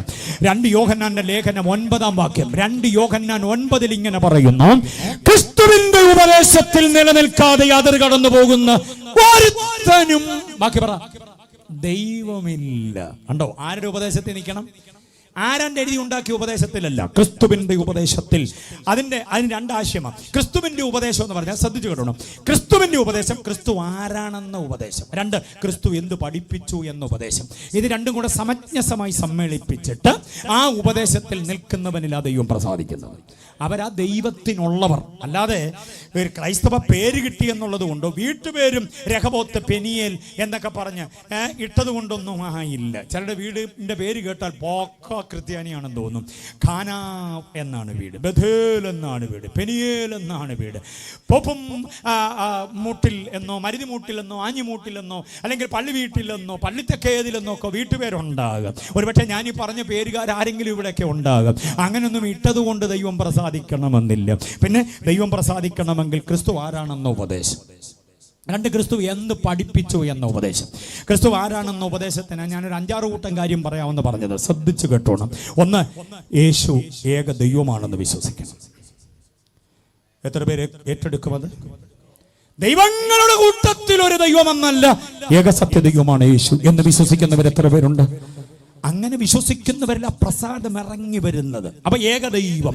രണ്ട്, ഏക കർത്താവാണ്. ലോകത്തിൽ ഒത്തിരി കർത്താക്കന്മാരുള്ള കൂട്ടത്തിൽ ഒരു കർത്താവല്ല യേശു. എൻ്റെ യേശു ഏക കർത്താവാണ്. യേശുവിനെ കുറിച്ച് അങ്ങോട്ട് പറയാൻ ഇങ്ങനെ തുടങ്ങിയാലുണ്ടല്ലോ, എന്തെന്ത് ചിന്തകളാ വരുന്നതെന്നറിയാമോ? ഒന്ന്, കുഞ്ഞുങ്ങളൊക്കെ ശ്രദ്ധിച്ച് കാണാതെ പഠിച്ചോണം മക്കളെ. ഒന്നാമത്, യേശു ആരാ? ഏക ദൈവമാ. രണ്ടാമത് ആരാ? ഏക, ഇപ്പോഴേ മറന്നോ സംഭവം. ഒന്നാമത്തെ എന്താ പറഞ്ഞേ? ഏക ദൈവമാ. രണ്ടാമത് എന്താ പറഞ്ഞേ? ഏക കർത്താവാണ്. ഏക കർത്താവാണ്. അടുത്തത്, ഏക രക്ഷകനാണ് യേശു. ഏക രക്ഷകൻ. വേറെ രക്ഷകന്മാരില്ല. ആത്മാവിന് രക്ഷ നൽകുവാൻ, നിത്യനരകത്തിന്റെ ശിക്ഷാവധിയിൽ നിന്ന് രക്ഷിക്കുവാൻ യേശുവല്ലാതെ വേറെ രക്ഷകൻ ഇല്ലെന്ന് പഠിക്കണം. ഏകരക്ഷകന. 3 കാര്യം കണ്ടോ? 3 വെച്ച് പഠിക്കാം. അപ്പൊ നിങ്ങൾക്ക് അത് ഓർത്തിരിക്കാൻ എളുപ്പമുണ്ട്. മോനെ, ആദ്യം പറഞ്ഞ 3 കാര്യം കേട്ടോ. 1, ഏക ദൈവം. 2, ഏക കർത്താവ്. 3, ഏക രക്ഷകൻ. കണ്ടോ? ഇങ്ങനെ അങ്ങോട്ട് വിശ്വസിക്കണം. രക്ഷകന്മാരുടെ കൂട്ടത്തിൽ രക്ഷകനല്ല, കർത്താക്കന്മാരുടെ കൂട്ടത്തിലൊരു കർത്താവല്ല, ദൈവങ്ങളുടെ കൂട്ടത്തിൽ കൊള്ളാവുന്ന ഒരു ദൈവമല്ല, ഏക ദൈവമാണ് യേശു. ഇത് പറയുമ്പം രക്തസമ്മർദ്ദം കൂടിയിട്ടൊന്നും കാര്യമില്ല. വേദപുസ്തകത്തെ നെഞ്ചോടടുപ്പിച്ച ഞങ്ങൾ ഇത് പറയുന്നത്. ഈ പുസ്തകത്തെ അവലംബമാക്കിക്കൊണ്ട് പറയുക, യേശു ഈ 3 കാര്യങ്ങളിൽ ഒട്ടും പുറകോട്ടല്ല. യേശു മാത്രമാണ് ഏക ദൈവം, ഏക കർത്താവ്, ഏക രക്ഷകൻ. ആകാശത്തിന്റെ കീഴിൽ മനുഷ്യരുടെ നൽകപ്പെട്ട ഒറ്റ നാമം. എന്തിന്? രക്ഷിക്കപ്പെടേണ്ടതിന് വേണ്ടി. വേറൊരുത്തനിലും രക്ഷയില്ല, വേറൊരുത്തിയിലും രക്ഷയില്ല, വേറെ ഒരിടത്തും രക്ഷയില്ല, വേറെ ആരിലും രക്ഷയില്ല, വേറെ ഒന്നിനും രക്ഷയില്ല എന്ന് വിശ്വസിക്കുന്നവർ കർത്താവിനെ സ്തുതിക്ക്. ഏകരക്ഷകനും ഏക കർത്താവുമാണ് എൻ്റെ യേശു. അങ്ങനെ അങ്ങോട്ട് വിശ്വസിക്കണം. അടുത്ത വിശ്വാസത്തിന്റെ സംഗതി കേട്ടോണം. അടുത്ത 3 കാര്യങ്ങൾ ഞാൻ പറയാം, ശ്രദ്ധിച്ചോണം. 3 ചിന്തകൾ വെച്ച് പഠിച്ചു പോകും. അടുത്ത 3 കാര്യം, യേശു ഏക അവതാരമാണ്. മനസ്സിലായോ? യേശു ആരാ? മനുഷ്യനെ പാപത്തിന്റെ അഗ്നിച്ചൂളയിൽ നിന്ന്, ദൈവശിക്ഷാവധിയിൽ നിന്ന് വലിച്ചെടുക്കേണ്ടതിന് ഇവിടെ അവതരിച്ച അവതാരം, ദ ഇൻകാർണേഷൻ, അതല്ലെങ്കിൽ ദ മാനിഫെസ്റ്റേഷൻ. ഇൻകാർണേഷൻ എന്നും അവതാരമെന്നും കേൾക്കുമ്പോൾ ചിലർക്ക് ഒരു വല്ലാത്ത പോലെ തോന്നി. അയ്യോ, അത് നമുക്ക് പറയാൻ പറ്റുന്ന പ്രയോഗമാണെന്നും. അവതാരം എന്ന പദത്തിന്റെ അർത്ഥം നല്ലത് ചെയ്യുവാൻ ഇറങ്ങി വരിക. നല്ലത് ചെയ്യുവാൻ ഇറങ്ങി വന്ന ഒറ്റ അവതാരമേ ഉള്ളൂ, അതെന്റെ കർത്താവാണ്. തല്ലാനും കൊല്ലാനും പൊളിക്കാനും തകർക്കാനും അപകരിച്ചെടുക്കാനുമല്ല, തനിക്കുള്ളതെല്ലാം നമുക്ക് തരാൻ വേണ്ടിയാ. നമ്മുടെ പൊളിവ് മാറ്റാൻ, നമ്മുടെ ഇടിവ് മാറ്റാൻ, നമ്മെ നന്നാക്കാൻ, അരികുരച്ച് നന്നാക്കാൻ, ദൈവോന്മുഖരാക്കി മാറ്റേണ്ടതിന്, നമ്മെ അത്യുന്നതനായ ദൈവത്തോട് നിരപ്പിക്കാൻ വന്ന ഒരൊറ്റ അവതാരം ആരാന്ന് പറയാം? യേശു മാത്രമാണ്. അപ്പൊ അടുത്ത 3 കാര്യങ്ങളിൽ ഒന്നാമത്തേതാണ് ഏക അവതാരം. ഏക എന്ന പദം വിട്ടുകളയല്ലേ, ഏക അവതാരം. അവതാരമാണെന്ന് പറഞ്ഞാൽ ഒത്തിരി അവതാരങ്ങളുടെ കൂട്ടത്തിലായി പോകും എൻ്റെ യേശു. പക്ഷേ ആർഷഭാരത ഭിന്ന മത രാഷ്ട്രീയ സംസ്കാര ജാതീയ അനുഭവങ്ങൾ ധാരാളമുള്ള ഈ രാജ്യത്തിൽ ഏതു കോണിലും, അങ്ങ് ഇന്ദ്രപ്രസ്ഥത്തിലും അനന്തപുരിയിലും ഏത് തലസ്ഥാന നഗരിയിലും നിന്നുകൊണ്ട് വിളിച്ചു പറയാം. ഹിമാലയ സാനുക്കൾ വരെ കേൾക്കാൻ എൻ്റെ കണ്ടനാളത്തിന് ശബ്ദവീതിയുടെ കരുത്തുണ്ടായിരുന്നെങ്കിൽ വിളിച്ചു പറയാനും, ഈ ആർഷഭാരതത്തെ ഭരിക്കുന്ന സമസ്ത നേതൃത്വ വൃന്ദങ്ങളും കേൾക്കത്തക്ക നിലയിൽ പറയാൻ അവസരമുണ്ടെങ്കിൽ എനിക്ക് പറയാൻ ആവേശമുള്ളൊരു കാര്യം, എൻ്റെ യേശു ഏക അവതാരമാണ്. യേശു മാത്രമാണ് ഏക അവതാരം. അടുത്ത കേട്ടോണം, യേശു ഏക മധ്യസ്ഥനാണ്. എത്ര പേർക്ക് സ്തോത്രം പറയാൻ പറ്റും? ഒത്തിരി മധ്യസ്ഥന്മാരുടെ കൂട്ടത്തിൽ ഒരു മധ്യസ്ഥനല്ല, പിന്നെ ആരാ? ഏക മധ്യസ്ഥൻ. ദൈവത്തിനും മനുഷ്യർക്കും ഇടയിൽ മറുവിലയായി തന്നെത്താൻ നൽകിയ ക്രിസ്തു യേശു തന്നെ. ക്രിസ്തു യേശുവും എന്നല്ല, ക്രിസ്തു യേശു തന്നെ. സമ്മതിക്കുന്നുണ്ടോ? അത് സമ്മതിച്ചേ പറ്റൂ. ഞങ്ങൾക്ക് വേണ്ടിയും കൂടെ അപേക്ഷിക്കണമെന്ന് പറഞ്ഞ് ഒത്തിരി പേരെ നമ്മൾ ആണി ചോരിക്ക് അങ്ങനെ നിരത്തി നിർത്തിയിട്ടുണ്ട്. വെറുതെയാ ഒരു കുഞ്ഞു വാക്യം കൊണ്ട് പോലും തെളിവ് കൊടുക്കാനാവാത്ത, വേദപുസ്തകം സമ്മതിക്കാത്ത കുറെ പാരമ്പര്യങ്ങളും ആചാരങ്ങളും ക്രൈസ്തവീയതയിലേക്ക് കുത്തിത്തിരികിയിട്ട് വല്ലാത്ത പ്രതിസന്ധി ഉണ്ടാക്കുന്ന ഒരു കുഞ്ഞു വാക്യം പോലും അതിന് തെളിവില്ല. ഉള്ള വാക്യത്തിന്റെ തെളിവ് യേശു മാത്രം മധ്യസ്ഥനാണെന്ന് എത്ര പേര് സമ്മതിക്കുന്നുണ്ട്? അങ്ങനെ വിശ്വസിക്കുന്നവനിൽ ആ ദൈവം പ്രസാദിക്കുന്നത്. യേശുവും മധ്യസ്ഥനാണ്, മറ്റുള്ളവരും മധ്യസ്ഥര. യേശു ഉറങ്ങുന്ന നേരത്ത് അവർ ഉണർന്നിരുന്ന് നമുക്ക് വേണ്ടി മധ്യസ്ഥത ചെയ്യട്ടെ എന്നൊക്കെയുള്ള വിചാരങ്ങൾ ആസ്ഥാനത്ത് യേശു മാത്രം ഏക മധ്യസ്ഥൻ. ഹല്ലേലൂയ. കേട്ടോണം, സമയമില്ലെങ്കിൽ കൂടെ പറയാം. മരിച്ചുപോയവർക്കും ജീവിച്ചിരിക്കുന്നവർക്കും വേണ്ടിയാണ് മധ്യസ്ഥ ചെയ്യേണ്ടത്. അറിയാമല്ലോ, മരിച്ചുപോയവർക്കും ജീവിച്ചിരിക്കുന്നവർക്കും. അങ്ങനെ മധ്യസ്ഥ ചെയ്യേണ്ട മധ്യസ്ഥന്റെ ഏറ്റവും കുറഞ്ഞ യോഗ്യത താൻ മരിച്ചവനുമാകണം, ജീവിച്ചവനുമാകണം. അങ്ങനെ മധ്യസ്ഥൻ വേറെ ആരെങ്കിലും ഉണ്ടെങ്കിൽ പറ, ആരുമില്ല. Praise the Lord. ഇനിയും കേട്ടോണം, രണ്ടാമത്തെ ചിന്ത, മനുഷ്യർക്ക് വേണ്ടി ദൈവത്തോടാണ് മധ്യസ്ഥ ചെയ്യേണ്ടത്. അതുകൊണ്ട് മനുഷ്യന്റെ ദുഃഖങ്ങൾ, വേദനകൾ, ഇല്ലായ്മകൾ, വല്ലായ്മകൾ, നൊമ്പരങ്ങൾ, നെഞ്ചകത്തിലെ വിങ്ങലുകൾ നന്നായി അറിഞ്ഞിട്ടുള്ള മനുഷ്യനുമാകണം. അപ്പൊ തന്നെ അത് പൊറുക്കുവാനും ക്ഷമിക്കുവാനും സഹിക്കുവാനും നീതീകരിക്കുവാനും രക്ഷിക്കുവാനും കരുത്തുള്ള ദൈവവുമായിരിക്കണം മധ്യസ്ഥൻ. മനസ്സിലാകുന്നുണ്ടോ? മനുഷ്യന് വേണ്ടി ദൈവത്തോട് മധ്യസ്ഥ ചെയ്യേണ്ടവന്റെ കുറഞ്ഞ യോഗ്യത ഇത്, താൻ മനുഷ്യനുമായിരിക്കണം, ദൈവമായിരിക്കണം. യേശു 50% മനുഷ്യനും 50% ദൈവവുമല്ല. 100% പക്ക മനുഷ്യനും 100% പക്ക ദൈവവുമാണ്. അതുകൊണ്ട് എൻ്റെ യേശു മാത്രമാണ് ഏക മധ്യസ്ഥൻ. ബോധ്യമായവർ കർത്താവിനെ സ്തുതിച്ചാട്ടെ. വേദപുസ്തകത്തിന്റെ ഉപദേശ സത്യങ്ങളാണ് ഞാൻ പറയുക. അതല്ലെങ്കിൽ പിന്നെ തെളിവ് തരണം. യേശുവും മധ്യസ്ഥന ഒത്തിരി പേരും അല്ലാതെ ഉണ്ടെന്നുള്ള കാര്യം അതിന് തെളിവില്ലെന്ന് പഠിച്ചോണം. അപ്പം രണ്ടാമത്തെ 3 കാര്യത്തിൽ ഏക അവതാരം, ഏക മധ്യസ്ഥൻ. മൂന്നാമത്തേത് ഏക ആരാധ്യനാണ് കർത്താവ്. എത്ര പേര് സമ്മതിക്കുന്നുണ്ട്? എനിക്ക് മുമ്പ് കർത്താവിന്റെ ദാസനത് പറഞ്ഞു, ആരാധിപ്പാൻ യോഗ്യൻ. ഹല്ലേലൂയ. ആരാധനയ്ക്ക് യോഗ്യൻ എൻ്റെ യേശു മാത്രമാണ്. മത്തായി സുവിശേഷം 4:10 പറയുന്നു, നിന്റെ ദൈവമായ കർത്താവിനെ മാത്രമേ. ആ മാത്രം എന്ന പദത്തിനടിയിൽ വര കൊടുക്കണം. നിന്റെ ദൈവമായ കർത്താവിനെയും എന്നല്ല, നിന്റെ ദൈവമായ കർത്താവിനെ മാത്രമേ. ആരാധന എവിടെയാണ്, ആരാധന എങ്ങനെയാണ്, ആരാധന ആർക്കു വേണ്ടിയാ എന്നറിയാൻ വയ്യാതെ ഏതാണ്ടൊക്കെ കാട്ടിക്കൂട്ടി ക്രിസ്ത്യാനിയായിട്ട് നടക്കരുത്. ആരാധിപ്പാൻ യോഗ്യൻ എൻ്റെ യേശു മാത്രമാണ്. എന്നെ അങ്ങും ഇങ്ങും ശ്രദ്ധിക്കുന്ന ഇരുട്ടിന്റെ മറവിലും വെളിച്ചത്തിലോ വീട്ടിനകത്തോ പുറത്തോ എവിടെയായാലും എന്നെ ശ്രദ്ധിക്കുന്നവരോട് ഇന്ന് രാത്രി ദൈവവചനത്തിന്റെ ആധികാരികയിൽ ഒരു കാര്യം തുറന്നു പറയാം. പെണ്ണിനെ ആരാധിക്കരുത്, ആണിനെ ആരാധിക്കരുത്, മണ്ണിനെ ആരാധിക്കരുത്, ഭൂമിയെ ആരാധിക്കരുത്, സൂര്യനെ ആരാധിക്കരുത്, ചന്ദ്രനെ ആരാധിക്കരുത്, നക്ഷത്രരാശികളെ ഒന്നും ആരാധിക്കരുത്, ഗ്രഹങ്ങളെയോ ഉപഗ്രഹങ്ങളെയോ ആരാധിക്കരുത്, കാട്ടുമൃഗങ്ങളെയോ നാട്ടുമൃഗങ്ങളെയോ ആരാധിക്കരുത്, ഈ ഒഴുകുന്ന പുഴയെ ആരാധിക്കരുത്, അലറിയെടുക്കുന്ന തിരമാലകളുള്ള സമുദ്രത്തെ ആരാധിക്കരുത്, പറവകളെയും പ്രാണികളെയും ആരാധിക്കരുത്. പിന്നെ എന്തിനെ ആരാധിക്കണം? ഇവയെല്ലാം ഒറ്റ വാക്കിനാൽ ഉളവാക്കിയ ഒരുവനുണ്ട്. അവന്റെ പേരാ സൃഷ്ടിതാവ്. ആ സൃഷ്ടിതാവാണ് ആരാധനയ്ക്ക് യോഗ്യനായവൻ. വിശ്വസിക്കുന്നവരെന്ന് ആരാധിച്ചോ കർത്താവിനെ. ആ കരമടിച്ചൊന്ന് സ്തുതിച്ചോ. ആരാധനയ്ക്ക് യോഗ്യൻ യേശു മാത്രം. ഹല്ലേലൂയ. Praise the lord. ഇതറിയാൻ വയ്യാതെ അവിടെ ഇവിടെ ആരാണ്ടൊക്കെ ആരാധിച്ചിട്ട് സമയം കിട്ടുന്നുണ്ടെങ്കിൽ യേശു മാറാത്തവൻ എന്ന പാട്ടുപാടാൻ കൂടുന്നത് ഇരട്ടത്താപ്പാണ്. ആരാധ്യൻ ആരാന്ന് തിരിച്ചറിഞ്ഞിട്ട് തന്നെ ആരാധിക്കണം. അവിടെ ഇവിടെ നേർച്ച കാഴ്ചകൾ, അർപ്പണ തർപ്പണങ്ങളൊക്കെ ഇട്ടിട്ട് യേശുവിന്റെ കൂടെയും കൂടുക. മനസ്സിലാകുന്നുണ്ടോ? അത് ആത്മീക വ്യഭിചാരമാണ്. ആരാധനയുടെ ഏറ്റവും വലിയ കാഴ്ചപ്പാട് ആരാധ്യനാരാണെന്നുള്ളത്. അത് കർത്താവ് തന്നെയാണ്. അതാണ്. അപ്പം 3 കാര്യം കിട്ടിയില്ലേ? ഒന്നാമത് പറഞ്ഞത് എന്താണ്? യേശുവിനെ കുറിച്ച് ആദ്യം ഞാൻ പറഞ്ഞത് ഏക ദൈവം, രണ്ടാമത് പറഞ്ഞത് ഏക കർത്താവ്, മൂന്നാമത് പറഞ്ഞത് ഏക രക്ഷകൻ, നാലാമത് പറഞ്ഞത് ഏക അവതാരം, അഞ്ചാമത് പറഞ്ഞത് ഏക മധ്യസ്ഥനാണ്, ആറാമത് പറഞ്ഞത് ഏക ആരാധ്യനാണ്. ഇനി വേണോ? 3 കാര്യം കൂടെ തരാം. അടുത്ത കേട്ടു, ഏകനാഥനാണ് കർത്താവ്. ഏകനാഥൻ. യൂദായുടെ ലേഖനം പറയുന്നുണ്ട് ഏകനാഥൻ. ഏക ചേർത്താ പറയുക. അടുത്തത് ഏക യോഗ്യനാണ് എൻ്റെ കർത്താവ്. മനസ്സിലായോ? അടുത്തത് ഏക ജയാളിയാണ് എൻ്റെ കർത്താവ്. സമസ്ത മണ്ഡലങ്ങളിലും ജയം പ്രാപിച്ചത് എൻ്റെ യേശു മാത്രമേ ഉള്ളൂ. തോറ്റു തുന്നം പാടിയ നിരവധി ആളുകളെ എടുത്തങ്ങോട്ട് കാണിക്കാം. പെട്ടകത്തിന് മുമ്പിൽ നൃത്തം ചെയ്ത ദാവീദിനെ നമുക്ക് ഭയങ്കര ഇഷ്ടമാണ്. സങ്കീർത്തനം കൊണ്ട് വിപ്ലവമുണ്ടാക്കിയ ദാവീദ്, പെട്ടകത്തിന് മുമ്പിൽ രാജാവായി ജനമാണെന്ന സ്വയബോധം മറന്ന് പഞ്ചിനൂലങ്കി ധരിച്ച് നൃത്തം ചെയ്യുന്ന ദാവീദിനെ നമുക്ക് ഇഷ്ടമാണ്. ഇത്രമാത്രം ലാളിത്യമുള്ള, ഇത്രമാത്രം എളിമയുള്ള, താഴ്മയുള്ള, വിനയമുള്ള, വിധേയത്വമുള്ള ദാവീദ് എന്നൊക്കെ പറഞ്ഞ് നമുക്കങ്ങ് സന്തോഷിക്കാൻ വരട്ടെ. അല്പമണിക്കൂറുകൾ കഴിഞ്ഞപ്പോഴാണ് മട്ടുപ്പാവിലേക്ക് കയറിപ്പോയപ്പോഴാ കണ്ട കാഴ്ചയിൽ, അരുതരുതാത്തൊരു കാഴ്ചയിൽ കണ്ണുടക്കി പോയിട്ട് ഊരിയാവിൻ്റെ ഭാര്യയുടെ ശരീരശാസ്ത്രത്തിൻ്റെ മുമ്പിൽ തരികടതിത്തയിന്ന് തറയെ പോയി. ഏറ്റവും ഒടുവിൽ കാലങ്ങൾ പലത് കഴിഞ്ഞപ്പം, മാസങ്ങൾ, കാലമെന്ന് പറയാൻ പറ്റില്ല, മാസങ്ങൾ പലത് കഴിഞ്ഞ് നാഥാന്റെ നീണ്ട വിരല് തന്റെ നേരെ വന്നപ്പോഴാണ് 51-ാം സങ്കീർത്തനം കുംഭസാരമായി പാടിയത്. തോറ്റുപോയൊരു സ്ത്രീ സൗന്ദര്യത്തിന്റെ മുൻപിൽ. അറിയാമോ, അങ്ങനെ പലരും ചിലരുമുണ്ട്. കസേരയ്ക്ക് വേണ്ടി തോറ്റവരുണ്ട്, യുദ്ധത്തിൽ തോറ്റുപോയവരുണ്ട്, ജഡത്തിന്റെ മുമ്പിൽ മുട്ടുകുത്തിയവരും പിശാചിന്റെ മുമ്പിൽ മുട്ടുകുത്തിയവരുമുണ്ട്. പക്ഷേ എല്ലാ മേഖലയിലും ജയം പ്രാപിച്ച ഒരൊറ്റ ജയാളി അവന്റെ യേശു മാത്രമാണ്. ഏകനാഥൻ, ഏക യോഗ്യൻ, ഏക ജയാളി. 9 കാര്യം കിട്ടിയോ? 2 ദിവസം കഴിഞ്ഞ് 9 കാര്യം ചോദിച്ചാൽ ഒരുപോലെ പറയുമോ? ഈ 9 എണ്ണം 9 കൊണ്ടുപോകണ്ട, 10 എണ്ണം ആയിക്കോട്ടെ. 10 റൗണ്ട് ഫിഗർ അല്ലേ? അവസാനം 10ാമത്തെ കേട്ടോണം, ഏക ന്യായാധിപനാണ് എൻ്റെ യേശു. ഏക ന്യായാധിപൻ, എല്ലാവരെയും ന്യായം വിധിക്കാൻ കരുത്തുള്ള ഒരുവനെ ഉള്ള എൻ്റെ യേശുവ. ഈ രാത്രി യേശുവിനെ കുറിച്ച് കേട്ടതിൽ സന്തോഷമുണ്ടോ പ്രിയരെ? എൻ്റെ കർത്താവ് ആരാന്ന് മനസ്സിലായോ? യേശുവിനെ ഇങ്ങനെ വിശ്വസിക്കുമ്പോഴാ ദൈവം നമ്മിൽ പ്രസാദിക്കുന്നത്.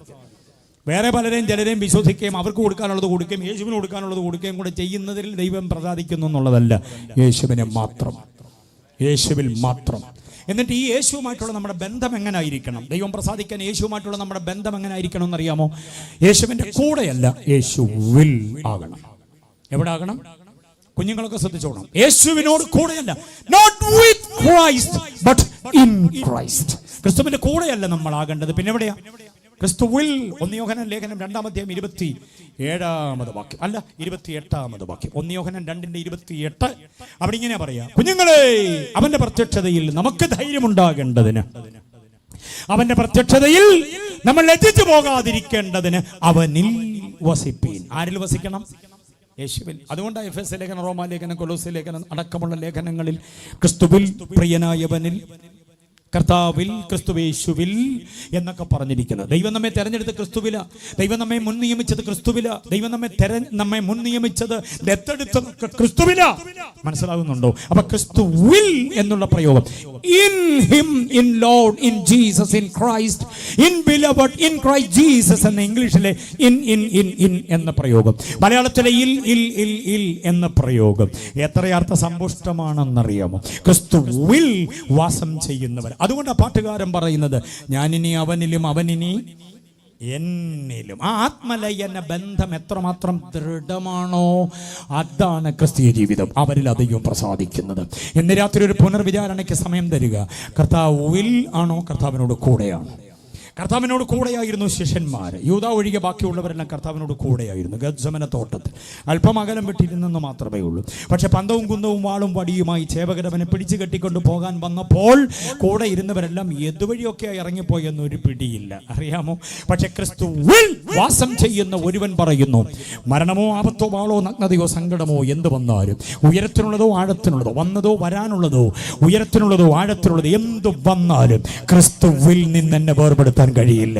ആ ഒരു സമർപ്പണം, ആ ഒരു തീഷ്ണത, ആ ഒരു തീവ്രത, ആ ഒരു ക്രാന്ത ദർശനത്തിന്റെ സമർപ്പണം എത്ര പേർക്കുണ്ട്? അവരിലാണ് ദൈവം പ്രസാദിക്കുന്നത്.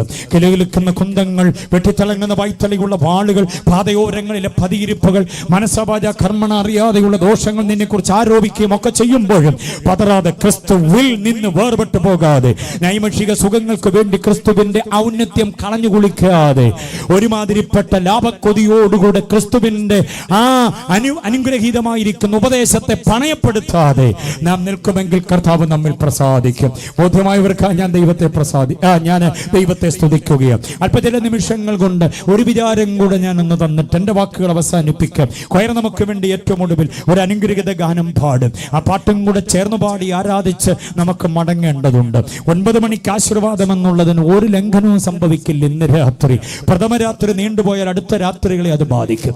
എനിക്കറിയാം 9 മണി എന്നൊക്കെ ഉള്ളതായിരിക്കുന്ന നിങ്ങളുടെ വേലിക്കെട്ടിനകത്ത് നിൽക്കുന്ന ഒരു പ്രസംഗകനല്ല നാളെ വരാൻ പോകുന്നത്.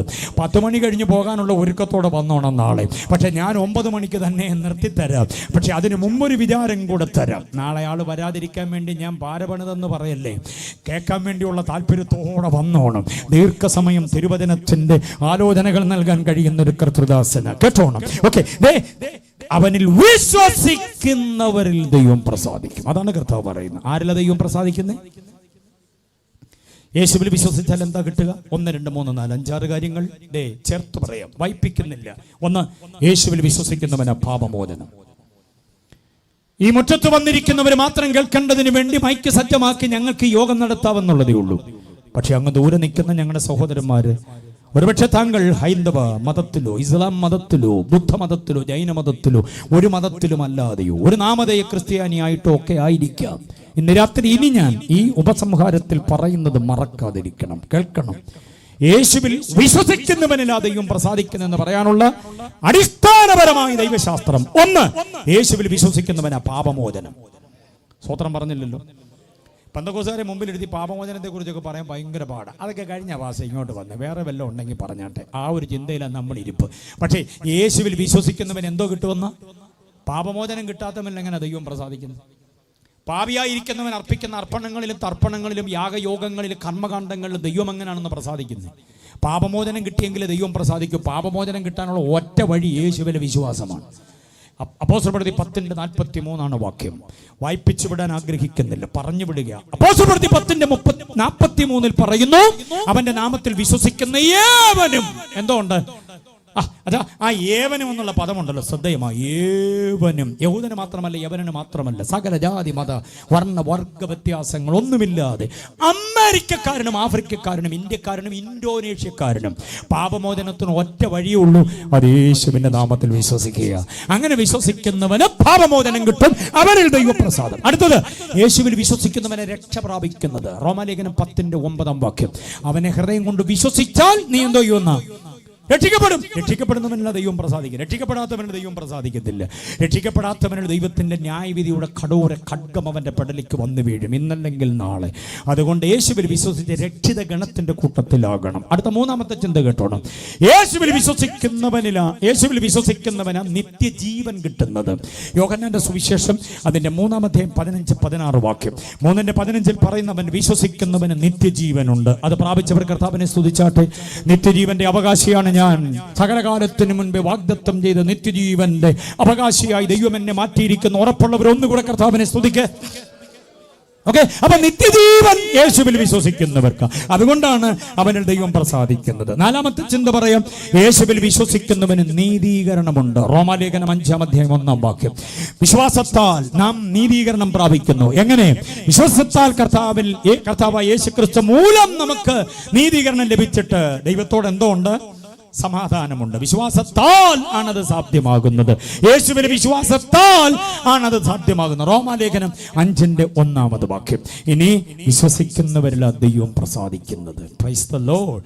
ദൈവത്തിന്റെ പ്രസാദം ഇറങ്ങി വരുന്നത് ഈ പറയപ്പെട്ട വഴികളിലൂടെ നമ്മൾ വന്നു കഴിയുമ്പോൾ അത്യുന്നതനായ ദൈവത്തിന്റെ പ്രസാദം. താങ്കളുടെ നിറം നോക്കാതെ, കൊല്ലം നോക്കാതെ, വർണ്ണം നോക്കാതെ, വർഗം നോക്കാതെ, താങ്കൾ ഇതുവരെ എന്ത് ചെയ്തു എന്നുള്ളത് നോക്കാതെ യേശുവിനെ വിശ്വസിച്ചു എന്നൊരൊറ്റ കാരണത്താൽ ദൈവം തന്റെ പ്രസാദം കൊണ്ട് നമ്മെ അനുഗ്രഹിപ്പാനിടയാകും. ആ പ്രസാദം പ്രാപിച്ചവരുടെ ഭാവി എന്താണെന്നറിയാമോ?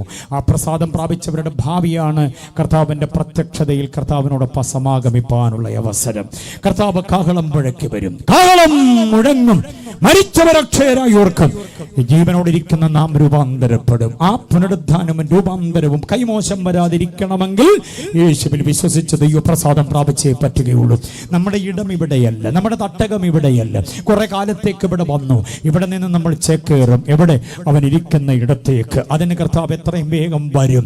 വാനവരവിൽ പ്രത്യക്ഷമാകും. വിശുദ്ധരായി, നിഷ്കളങ്കരായി, കുറ്റമില്ലാത്തവരായി, വേദപുസ്തകത്തിന്റെ ഉപദേശ സത്യങ്ങളിൽ നിന്ന് വ്യതിചലിക്കാതെ സനാതന സത്യങ്ങളെ നിരുപാധികം എന്ന് പറഞ്ഞാൽ അൺകണ്ടീഷണലായി, ഒരു വ്യവസ്ഥയും കൂടാതെ നിരുപാധികം ഇതിനെ അങ്ങോട്ട് ഏറ്റെടുത്തിട്ട് അടുത്ത നടപടികൾക്ക് വേണ്ടി ചുവട് വയ്ക്കുമ്പോൾ ദൈവത്തിന്റെ പ്രസാദം പെയ്തിറങ്ങും. വേദപുസ്തകത്തിന്റെ ഈ ഉപദേശ സത്യങ്ങളിലൂടെ അല്ലാതെ ദൈവമാരിലും പ്രസാദിക്കില്ല. ബോധ്യമായവർ കർത്താവിനെ സ്തുതിച്ചാട്ടെ. ഇനി കുറിവാക്യത്തിലേക്ക് വന്നേ. അവിടെ ഇങ്ങനെ വായിക്കുന്നു, ദൈവം പ്രസാദിക്കാനുള്ള പ്രവൃത്തി എന്താ? ദൈവം പ്രസാദിക്കാനുള്ള പ്രവൃത്തി യേശുവിൽ വിശ്വസിക്കുക. എന്തുകൊണ്ട് ഏത് ദൈവം പ്രസാദിക്കണം? എന്തുകൊണ്ട് യേശുവിൽ വിശ്വസിക്കണം? യേശുവിലെ വിശ്വാസത്തിന്റെ അനന്തരഫലം എന്താ എന്നിത്യാദി വസ്തുതകളെ ഏകദേശം ഈ സമയം കൊണ്ട് നിങ്ങളുടെ ഹൃദയത്തിലേക്ക് പകരാൻ കഴിഞ്ഞു എന്ന് ഞാൻ വിശ്വസിക്കുന്നു. ഈ കേട്ട വചനത്തോട് നീതി പുലർത്തി ദൈവത്തിന്റെ പരിശുദ്ധാത്മാവെന്ന നല്ല അധ്യാപകൻ ഇനിയും ഇതിന്റെ ആഴങ്ങൾ നിങ്ങൾക്ക് ബോധ്യമാക്കി തന്നിട്ട് ക്രൈസ്തവ ജീവിതം പേരിന് മാത്രം നയിക്കാതെ ആന്തരിക രമ്യത പിതാവിനോടും പുത്രനോടും പരിശുദ്ധാത്മാവിനോടും ഉണ്ടാകുകയും നമ്മൾ ഏറ്റെടുത്ത വിശ്വാസ സംഹിത നമ്മളുടെ ആത്മാവിനോടും ദേഹിയോടും ദേഹത്തോടും സ്വാധീനിക്കപ്പെടത്തക്ക നിലവാരത്തിൽ ഏറ്റെടുക്കുകയും ചെയ്യുന്നവർക്കായി ഞാൻ ദൈവത്തെ സ്തുതിക്കുകയാണ്. എല്ലാ കണ്ണുകളും അടയട്ടെ, ഹൃദയങ്ങൾ ദൈവസന്നിധിയിൽ ഏകാഗ്രമാകട്ടെ. ആത്മതപനത്തോട് അല്പസമയം ദൈവസന്നിധിയിലായിരിക്കുക. അനുഗ്രഹിക്കപ്പെട്ടതായിരിക്കുന്ന ഒരു നിമിഷം ഈ വല്ലാത്ത പാൻഡമിക് പീരീഡിൽ ഈ വീട്ടുമുറ്റത്ത് നമുക്ക് പലയിടങ്ങളിൽ ഒരുമിച്ച് കൂടാൻ ദൈവം കൃപ ചെയ്തു. ഒരു കർത്തൃദാസന്റെ ഹൃദയത്തിൽ ദൈവം കൊടുത്ത് അദ്ദേഹത്തിന്റെ കുടുംബത്തിന് അദ്ദേഹത്തിന്റെ കുഞ്ഞുങ്ങൾക്ക് ദൈവം കൊടുത്ത ആത്മിക ദർശനം ചെങ്ങന്നൂർ ടൗൺ ചർച്ച് അതിനോട് ആഭിമുഖ്യം കാട്ടി കൂടെ നിൽക്കുമ്പോൾ മനോഹരമായ യോഗമായിട്ട് അത് പരിണമിക്കാൻ കാരണമായി തീർന്നു. നല്ല ഗാനങ്ങൾ, നല്ല വചന ചിന്തകൾ, നല്ല ആത്മ സാന്നിധ്യമൊക്കെ അനുഭവിപ്പാൻ ദൈവം നമ്മോട് പിന്നെയും കരുണ ചെയ്തു. പ്രിയരെ ഒന്ന് ചിന്തിച്ചു നോക്കിക്കേ. ഇഴയെടുപ്പമുള്ള എത്ര പേരെയാണ് കൊറോണ കുത്തൊഴുക്കിൽ കൊണ്ടുപോയത്? നമ്മളെ ബാക്കിയാക്കിയത് ഒരുപക്ഷെ ഇത് ഒന്നുകൂടെ കേൾക്കാൻ വേണ്ടിയായിരിക്കാം. ഇനിയെങ്കിലും ദൈവപ്രസാദമാണോ എനിക്കുള്ളത്, അതോ ദൈവത്തിന്റെ നീരസമാണോ ഞാൻ ചുമക്കുന്നത്? ഒരു തൊഴിലാളിക്കും ചുമക്കാൻ പറ്റുന്നതല്ല ദൈവത്തിന്റെ നീരസഭാരം. ദൈവത്തിന്റെ പ്രസാദമാണ് എന്നിലുള്ളത്. എന്റെ രാത്രി, എന്റെ പകൽ, എന്റെ ജീവിതാനുഭവങ്ങൾ, എന്റെ ചലനങ്ങളിൽ ദൈവം പ്രസാദിക്കുന്നു എന്ന് ഉറപ്പുള്ളവരായി നമുക്ക് മുറ്റം വിടാനിടയാകട്ടെ. ഒരു നിമിഷം എഴുന്നേറ്റ് നിൽക്കൂ. ദൈവസന്നിധിയിൽ കൊയർ നമുക്ക് വേണ്ടി ഈ വരികളെ ചേർന്ന് പാടുമ്പോൾ ആവേശത്തോടെ ആത്മസമർപ്പണത്തോടെ ആത്മാവിൽ നിറഞ്ഞു നിന്ന് പാടി കർത്താവിനെ നമുക്ക് മഹത്വപ്പെടുത്താം. എല്ലാ